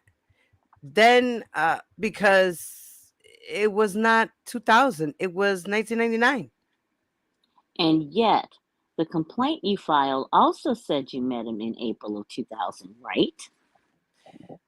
That's what the paperwork reflected. And as I told you, that was untrue. Okay, almost done, Your Honor. Now, have you gotten some help from the government, financial assistance from the government? I feared for my safety. So, yes, I was moved. You were. You received housing assistance, is that correct? Yes, ma'am. Okay. And did the federal government secure your housing situation? Was I moved? Yeah, did they pay for? Because of my safety? Yes, I was moved. Did they pay for it? Yes, I was moved because I feared for my safety. Yes. Okay. And you expect to get restitution in this case, right? What do you mean? You expect to get money at the end of this case, right? You mean, do I think I will be awarded restitution? Yeah, I don't know. but it's something you're asking for, right? I haven't even thought that far. I'm just telling the truth. And did you maintain a relationship with Mr. Kelly after 2001? We saw each other from time to time. Yes. And for years, right? Couple years? I just said we saw each other from time to time. Right. And this is after you made $250,000 off this agreement, right? I'm sorry. You said after I made. Yeah, after you. Are you referring to after the lawsuit? Yeah. Settlement? Yeah, after the lawsuit. Yes, ma'am. Yes, and you continue to reach out to him, right? Right. Okay. Go ahead. I'm sorry. Okay, so you.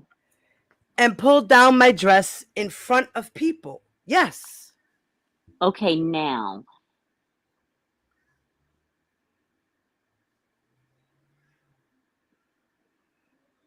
Isn't that you Oh, just that's asked me. me? Yeah. You just asked me to tell you when. So No, I'm not really interested in this new business. Who have you told that he assaulted you in a nightclub after all this? I told the Chicago detectives as well as the federal government. Really? Yes, ma'am. Okay, that he tried to pull down your dress. He pulled it down and looked inside of my dress. Yes, ma'am.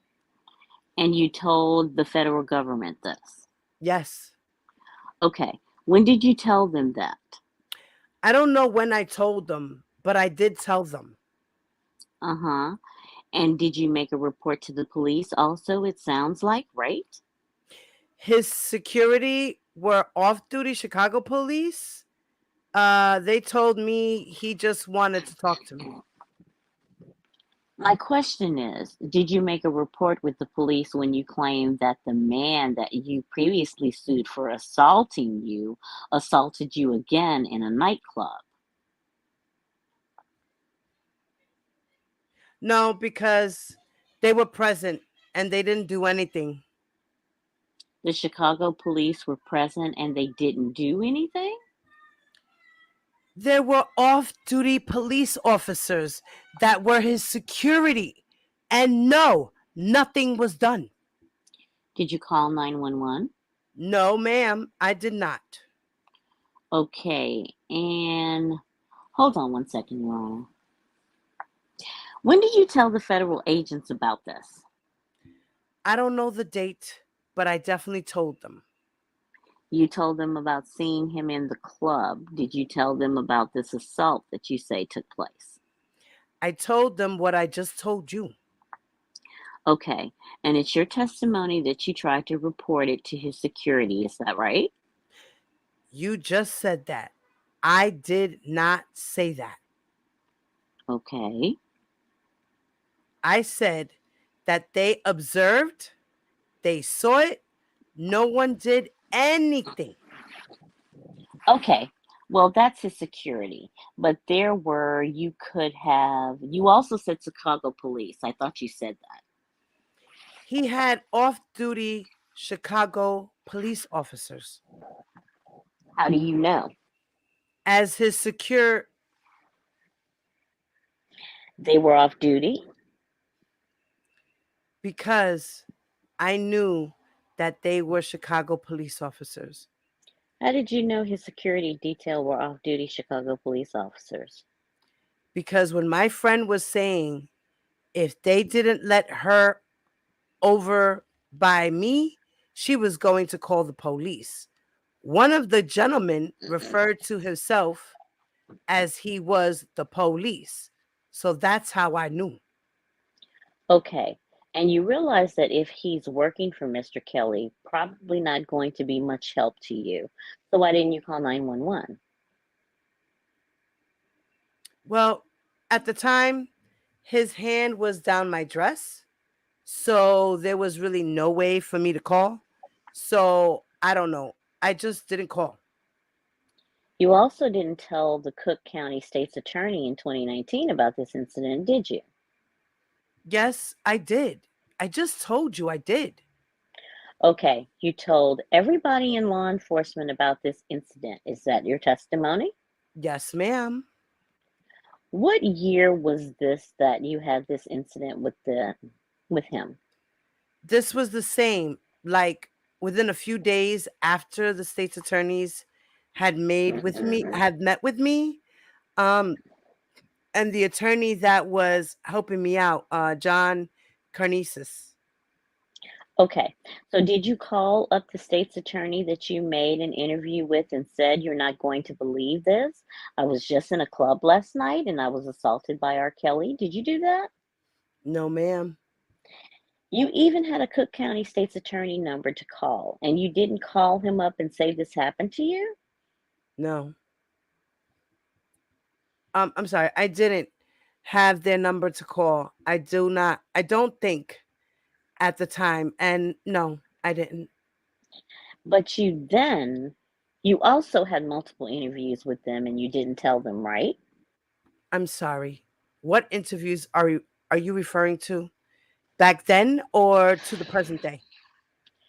You didn't contact them, the Cook County State's Attorney's Office, who was investigating the case at the time in 2019, and say, "Guess what? Guess who just assaulted me the other night in the club?" You didn't do that, right? This happened after the lawsuit was settled. And yes, in 2019, I did tell them. Okay, you're saying you did tell the Cook County State's Attorneys that, right? Yes. I'm not going to go back through any of the reports. Did you see any mentions of that in any of the reports I showed you? Anything about that? No.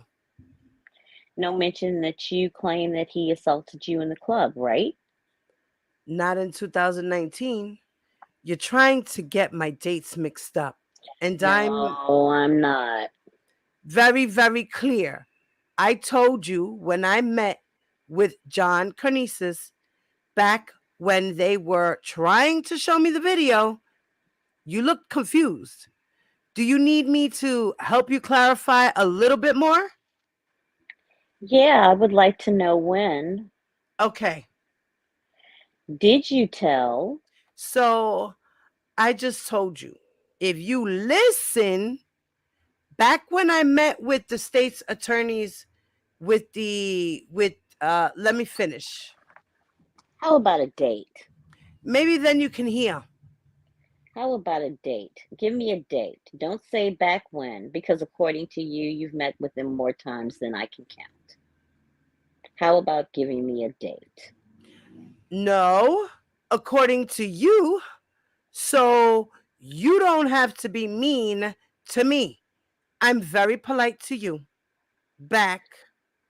I'm not being mean. I'm just asking you hard questions. That's it. Okay. So when No, it's okay. did you? But just be respectful like I'm being to you, please. Okay. I'm trying to. I'm very much trying to. Okay, try a little harder. But it was. I like to see the real you. It's cute. Thank you. But it was back when, right when we were settling, when I was waiting for that second check, like I said, with John Carnesis, when the state's attorneys came within a day or two after, is when the incident at the nightclub happened. Okay. So that's 2002 we're talking about. Correct. And that's why I was clarifying, because you were getting confused. And I wanted to make sure that you had the truth and you were not confused. So, thank you for letting me clarify it for you. Okay, but this all started because I asked you about staying in contact after the lawsuit. Do you remember that? That's how all of this got kicked off.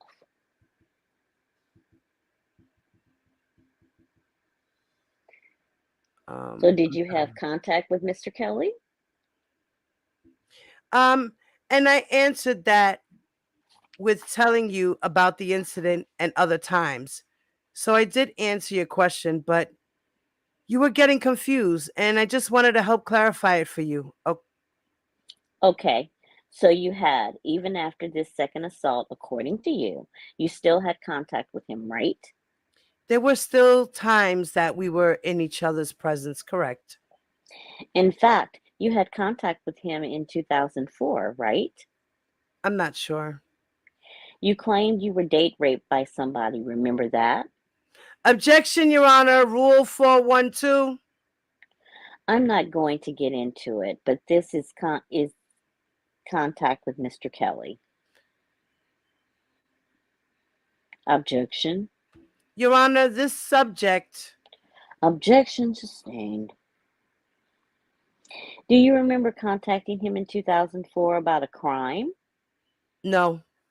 Do you remember having your mother talk to him on the phone? I do remember that being not in 2004. When do you think that happened? Well, I want to say I was around 17 because I got in trouble for going out on a date, and Rob made me reenact the rape to him to make up to him for cheating on him. And he made me show him what happened over and over again that weekend. What? Sick.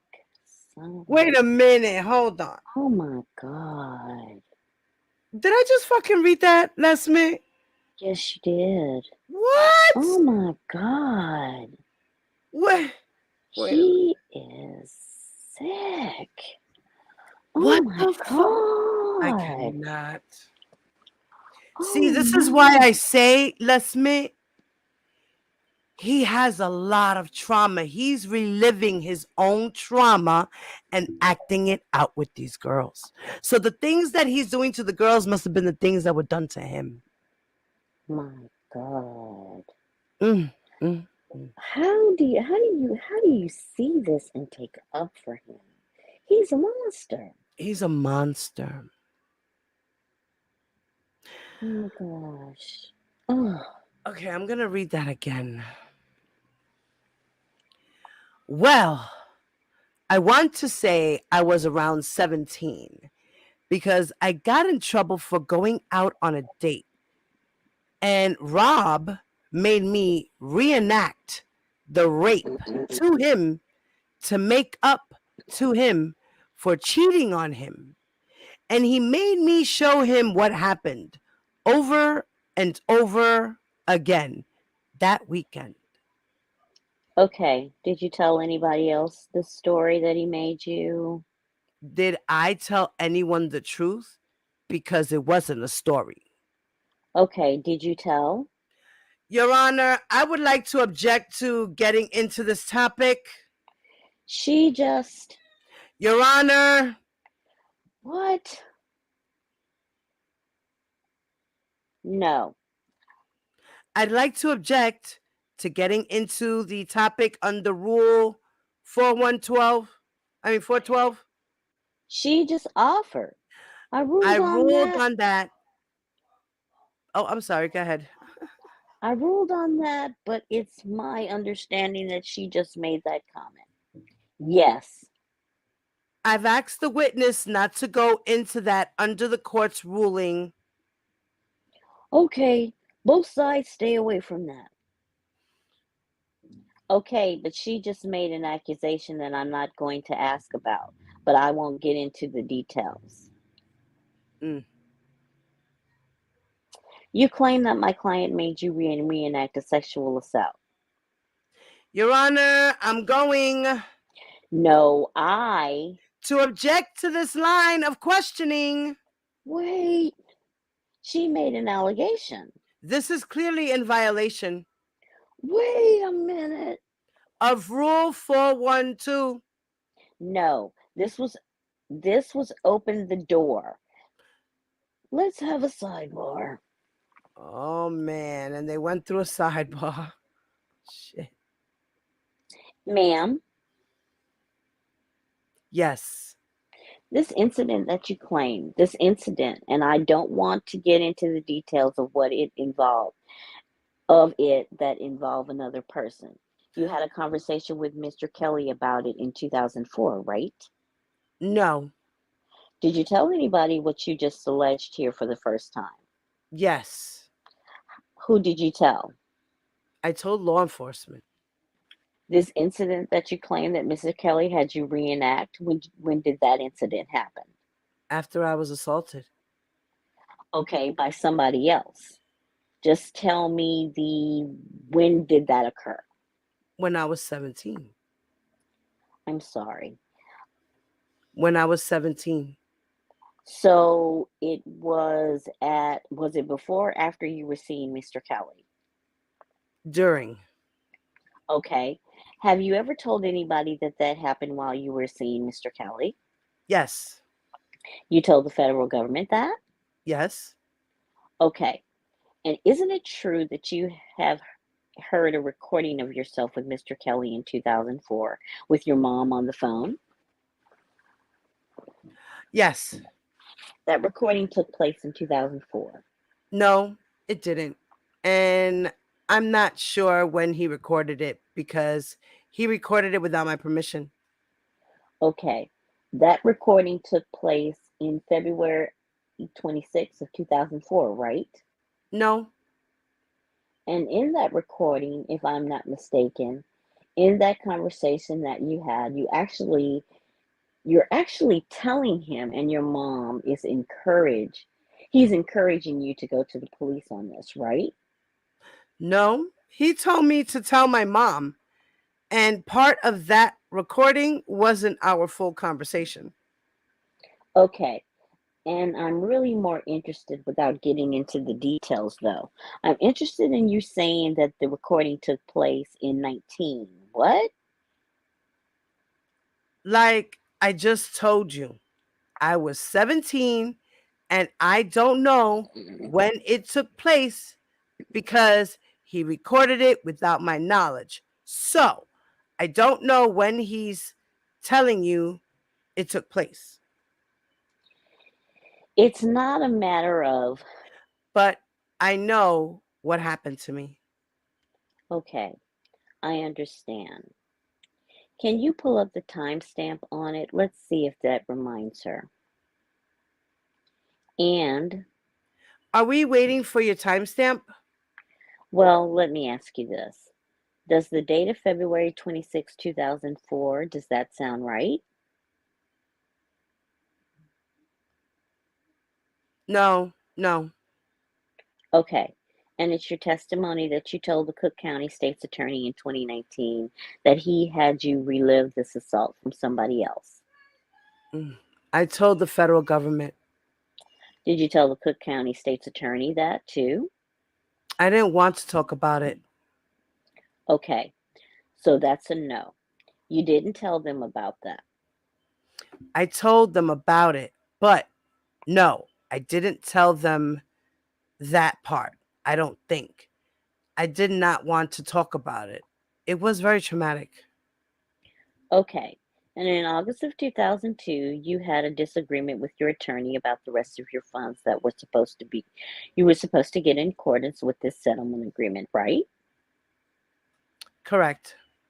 And that was because you were threatening to go to the newspapers, right? No. I wanted to have proof that the police didn't want to know what was going on. And also, they were threatening me, telling me that if I identified myself in any tapes, I would go to jail with Rob if I identified Jane, because they said that I could be in trouble because she was younger than me. I'm sorry, could you repeat that? What did the police say to you? What? I didn't say the police. Okay. Who are you talking about? Who said that? My attorneys. You were referring to my attorneys. Okay. What? Right, her attorneys were Susan Loggins. Right. So her attorneys were saying if she I if cannot. she Susan Loggins needs to go to jail. Absolutely. She needs to go to Absolutely. Oh my God. The shit this lady covered up and did just to get money and to help this man to continue his abuse against girls. Absolutely. This Oh is my just God, this bitch needs to go to ridiculous. jail. Let me get a cigarette on this note. Let's take a quick 2-minute break because this is crazy. I can't with these Wow. people that were surrounding R. Kelly. I cannot with none of them. Wow. None of them. I know that Atmos is doing the reading right now. I know I didn't get to finish my reading in time, but we're gonna continue Tracy. I'm only doing Tracy, so I think we have like 20 pages left. Okay. All right. Yeah, because Okay. we're in 234 and it says 254. So yeah, we got about 20 pages left. Okay. Let me grab a stogie. So OMG. Oh. And this is disgusting.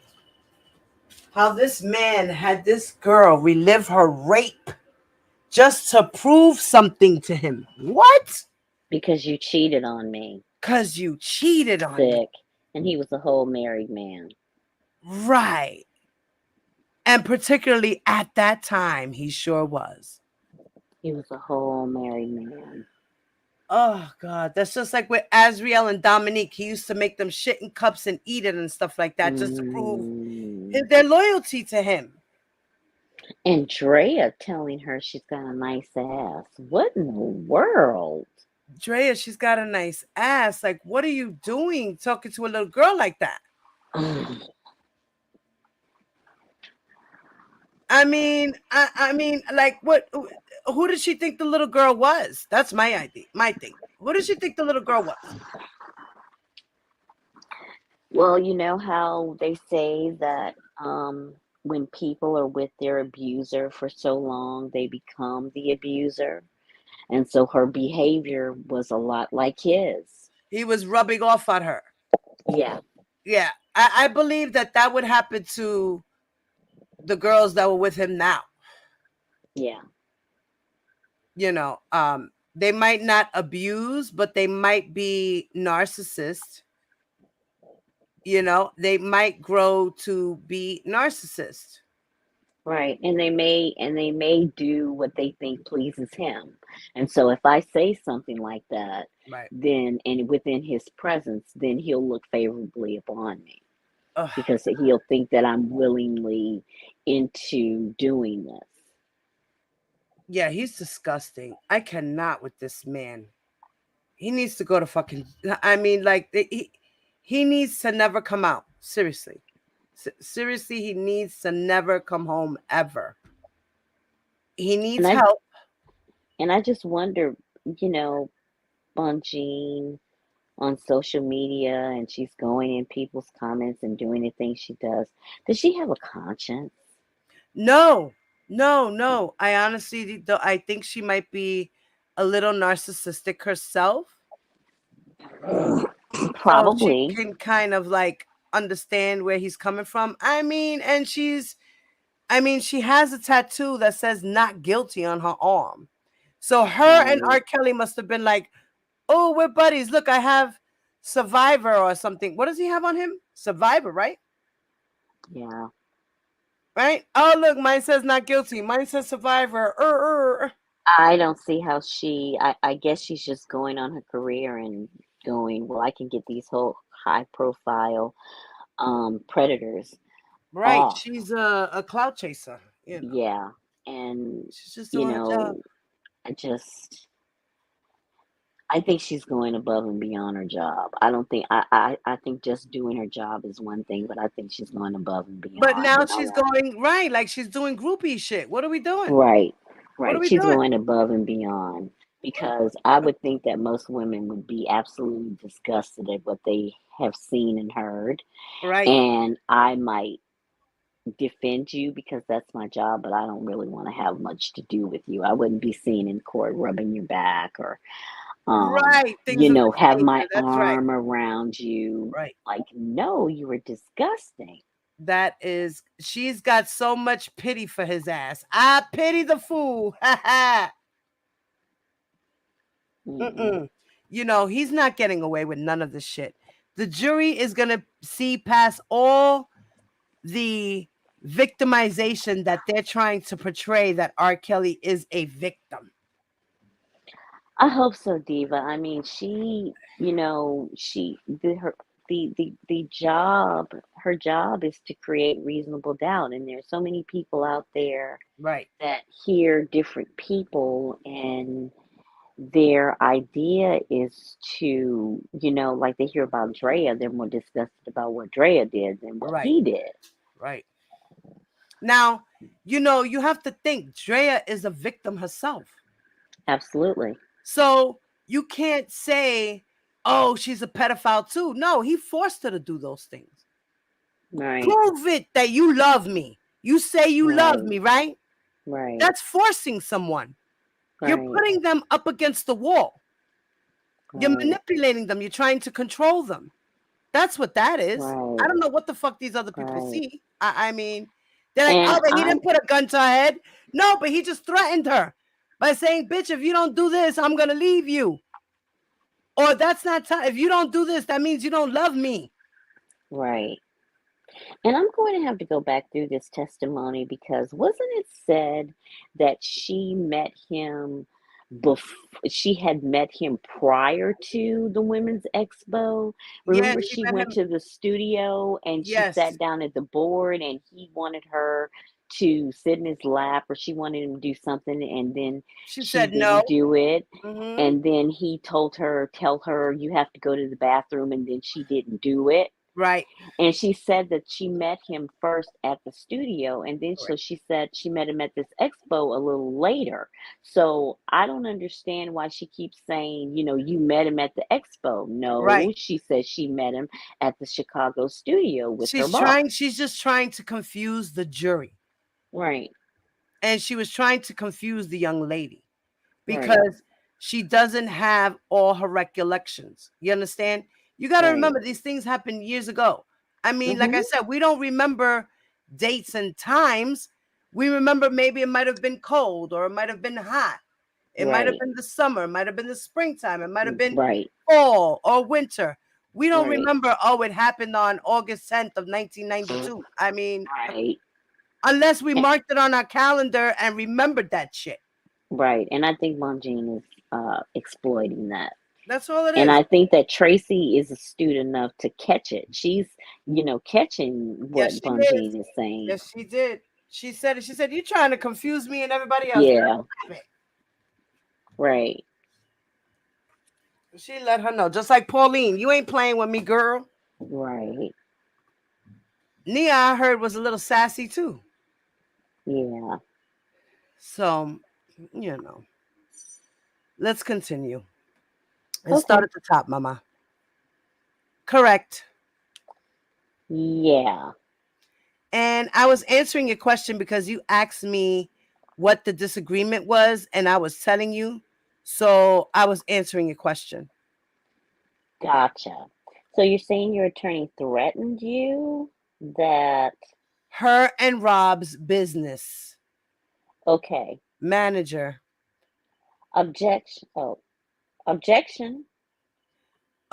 Objection, judge, as to anybody else's hearsay statements. Right. So you're saying I'm going to show you a letter, okay, real quick? Okay. Isn't it true that you... May I see the letter because I want to answer your question?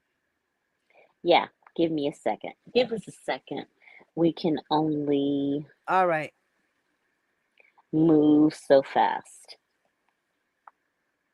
That you were threatening to make disclosures to the newspaper and that you would have been in violation of an agreement, right? Of your settlement agreement, correct? Of the non-disclosure disorder. Yeah.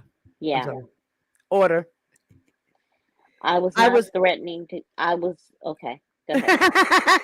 I was not threatening to go to the media. I was threatening to go to... But you... The police. You said that you did go to the police, though. You said that you did do that, right?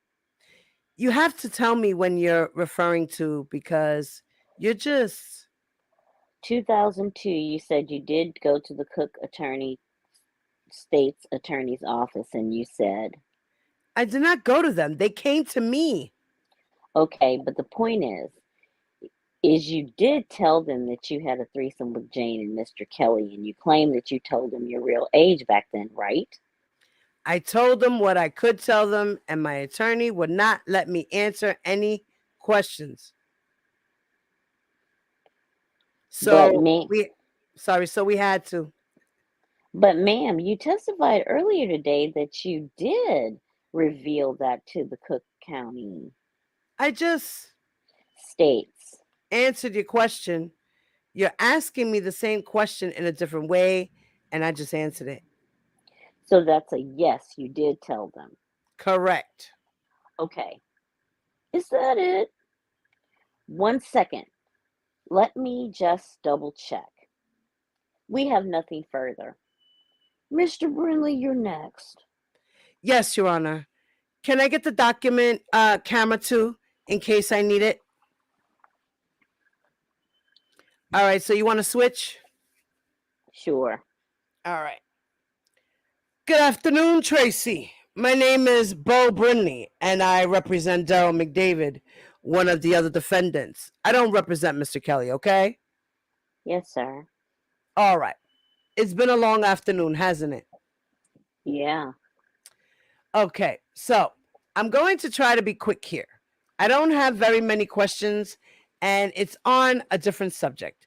So you touched on it a little bit with Mr. Kelly's lawyer, and this is about Mr. Kelly's wife, Andrea Kelly. Now, you said when you were answering questions from Mr. Kelly's lawyer, you said that Mr. Kelly's wife had made a sexual, provocative comment to you.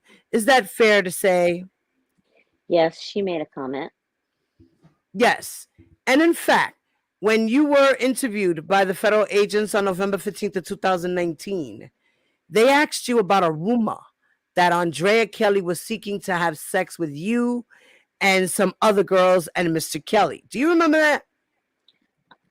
I don't recall. And you can tell me if you recall or not. And if not, you can take a look at the report to refresh your memory. Okay. But isn't it true that you confirmed that Miss Kelly, Andrea Kelly, had liked your physical appearance, your physique, and that she did attempt to have sexual relations with you and Mr. Kelly? I said that she made the comment, and that's what I said. Okay. Let me show you and see if it refreshes. Well, first, I'll show you the front page so you know what I'm talking about. Okay. On November the 15th of 2019, you see that you were interviewed here? Do you see that? Yes, I see it. Okay. And then I'm just going to direct your attention to one spot here. Okay. Where the pink flag is. Just read that paragraph to yourself silently while we read.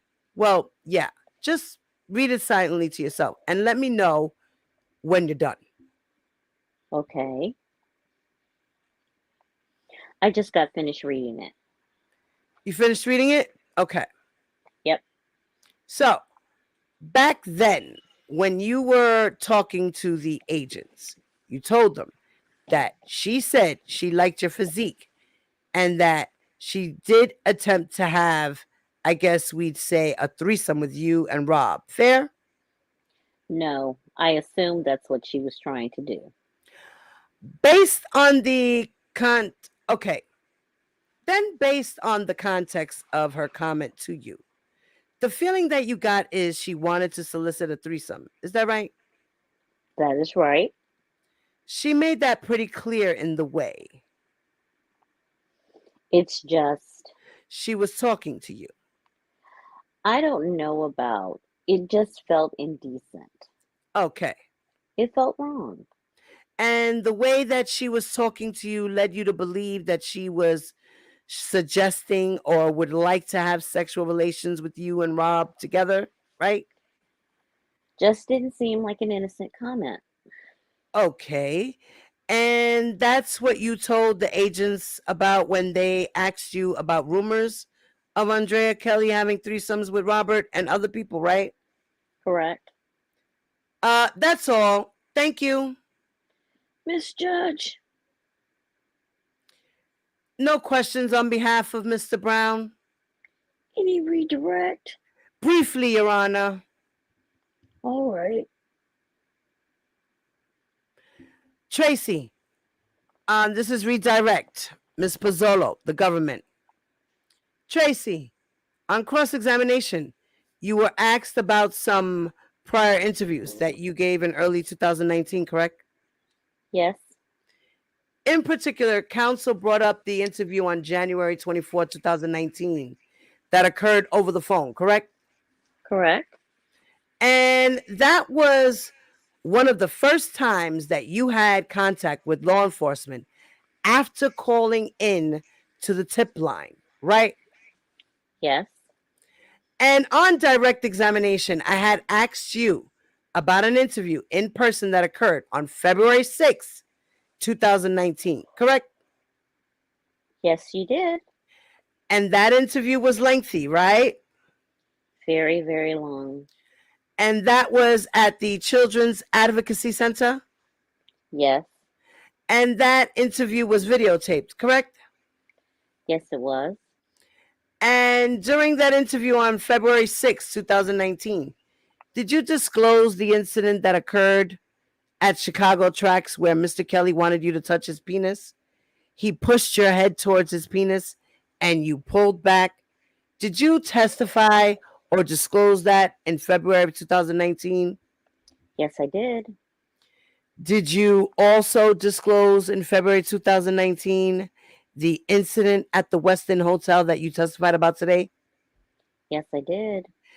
And then when you went into the grand jury on July, let me make sure I have that date right. You went to the federal grand jury, correct? Yes, I did.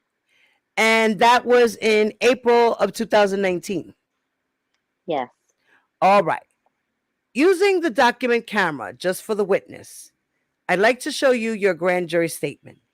And about halfway down there, it states, on February 6, 2019, I was interviewed by a state court prosecutor and a detective with the Chicago Police Department. That interview was video recorded with my consent. During that interview, I explained the sexual contact that Rob had with me starting when I was 16 years old and continuing until I was 18 years old.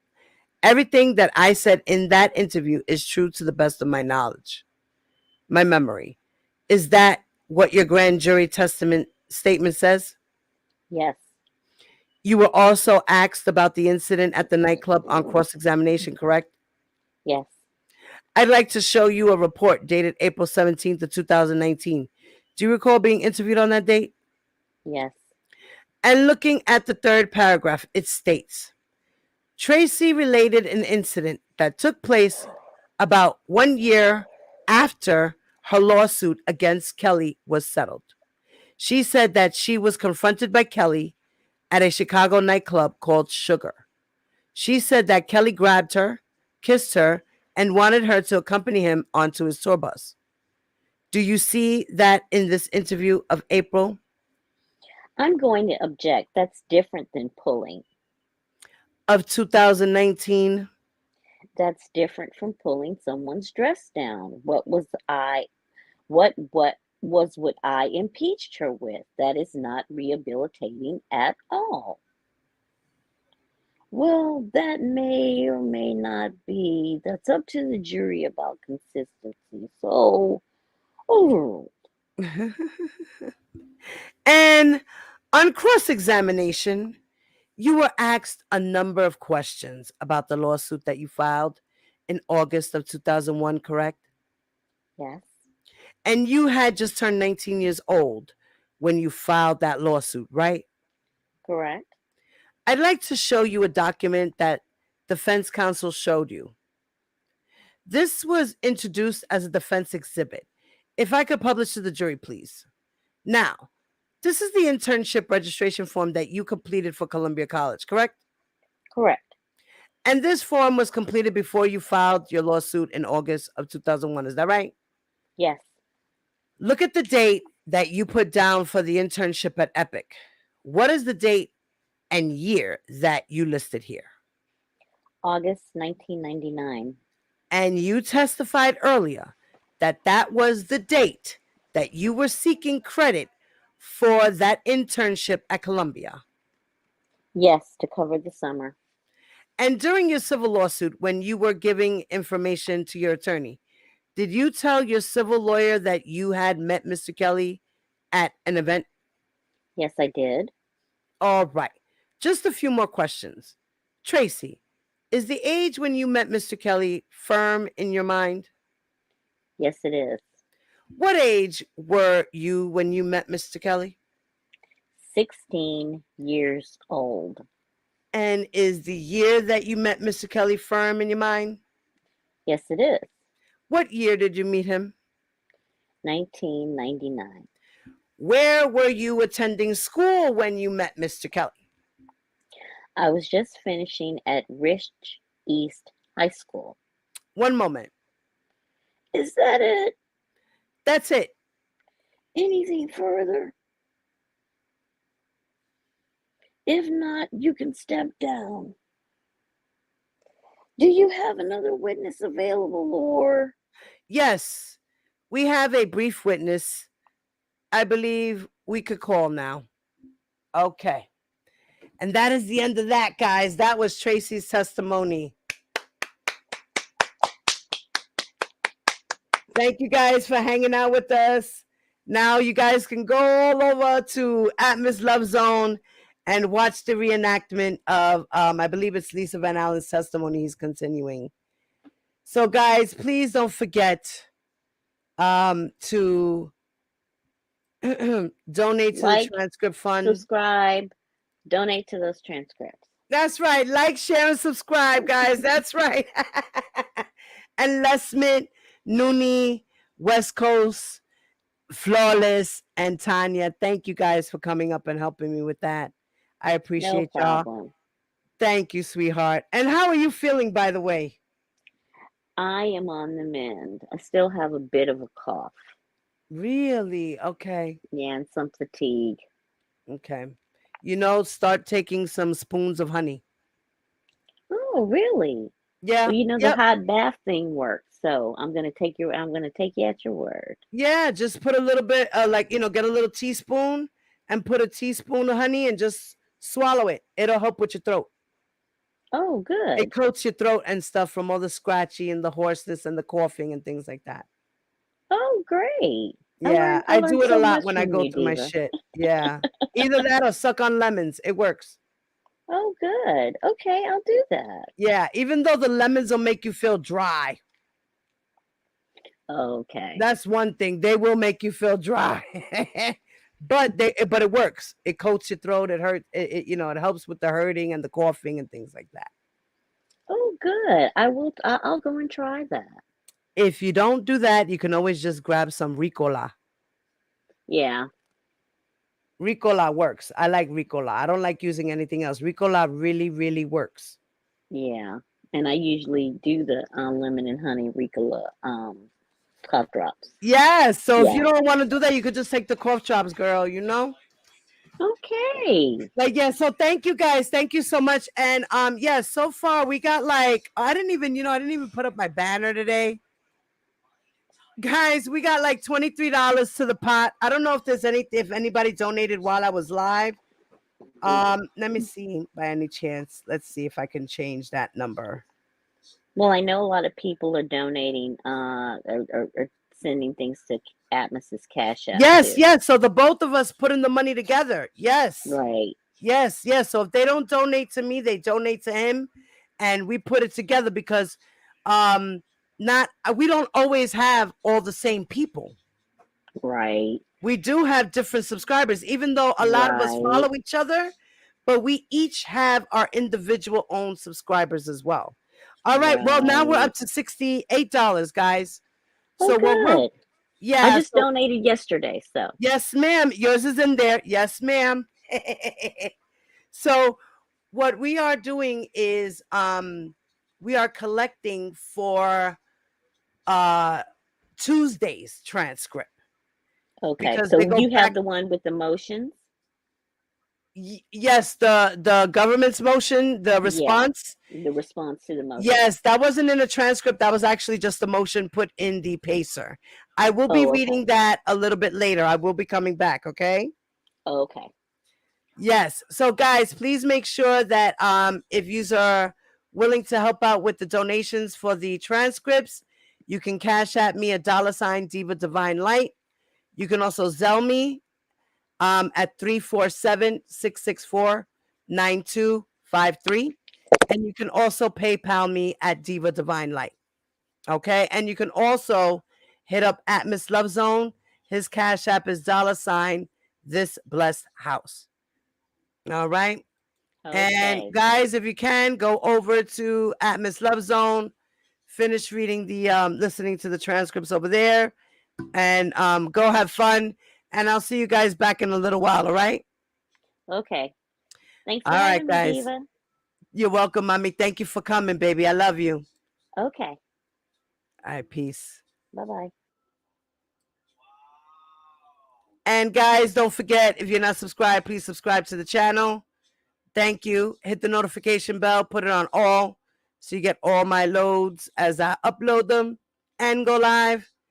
And if you are on the replay, please leave your comments in the comment section below. Thank you, guys. Make sure they're respectful so they can stay. And your girl, Diva Divine Light, is out. Peace.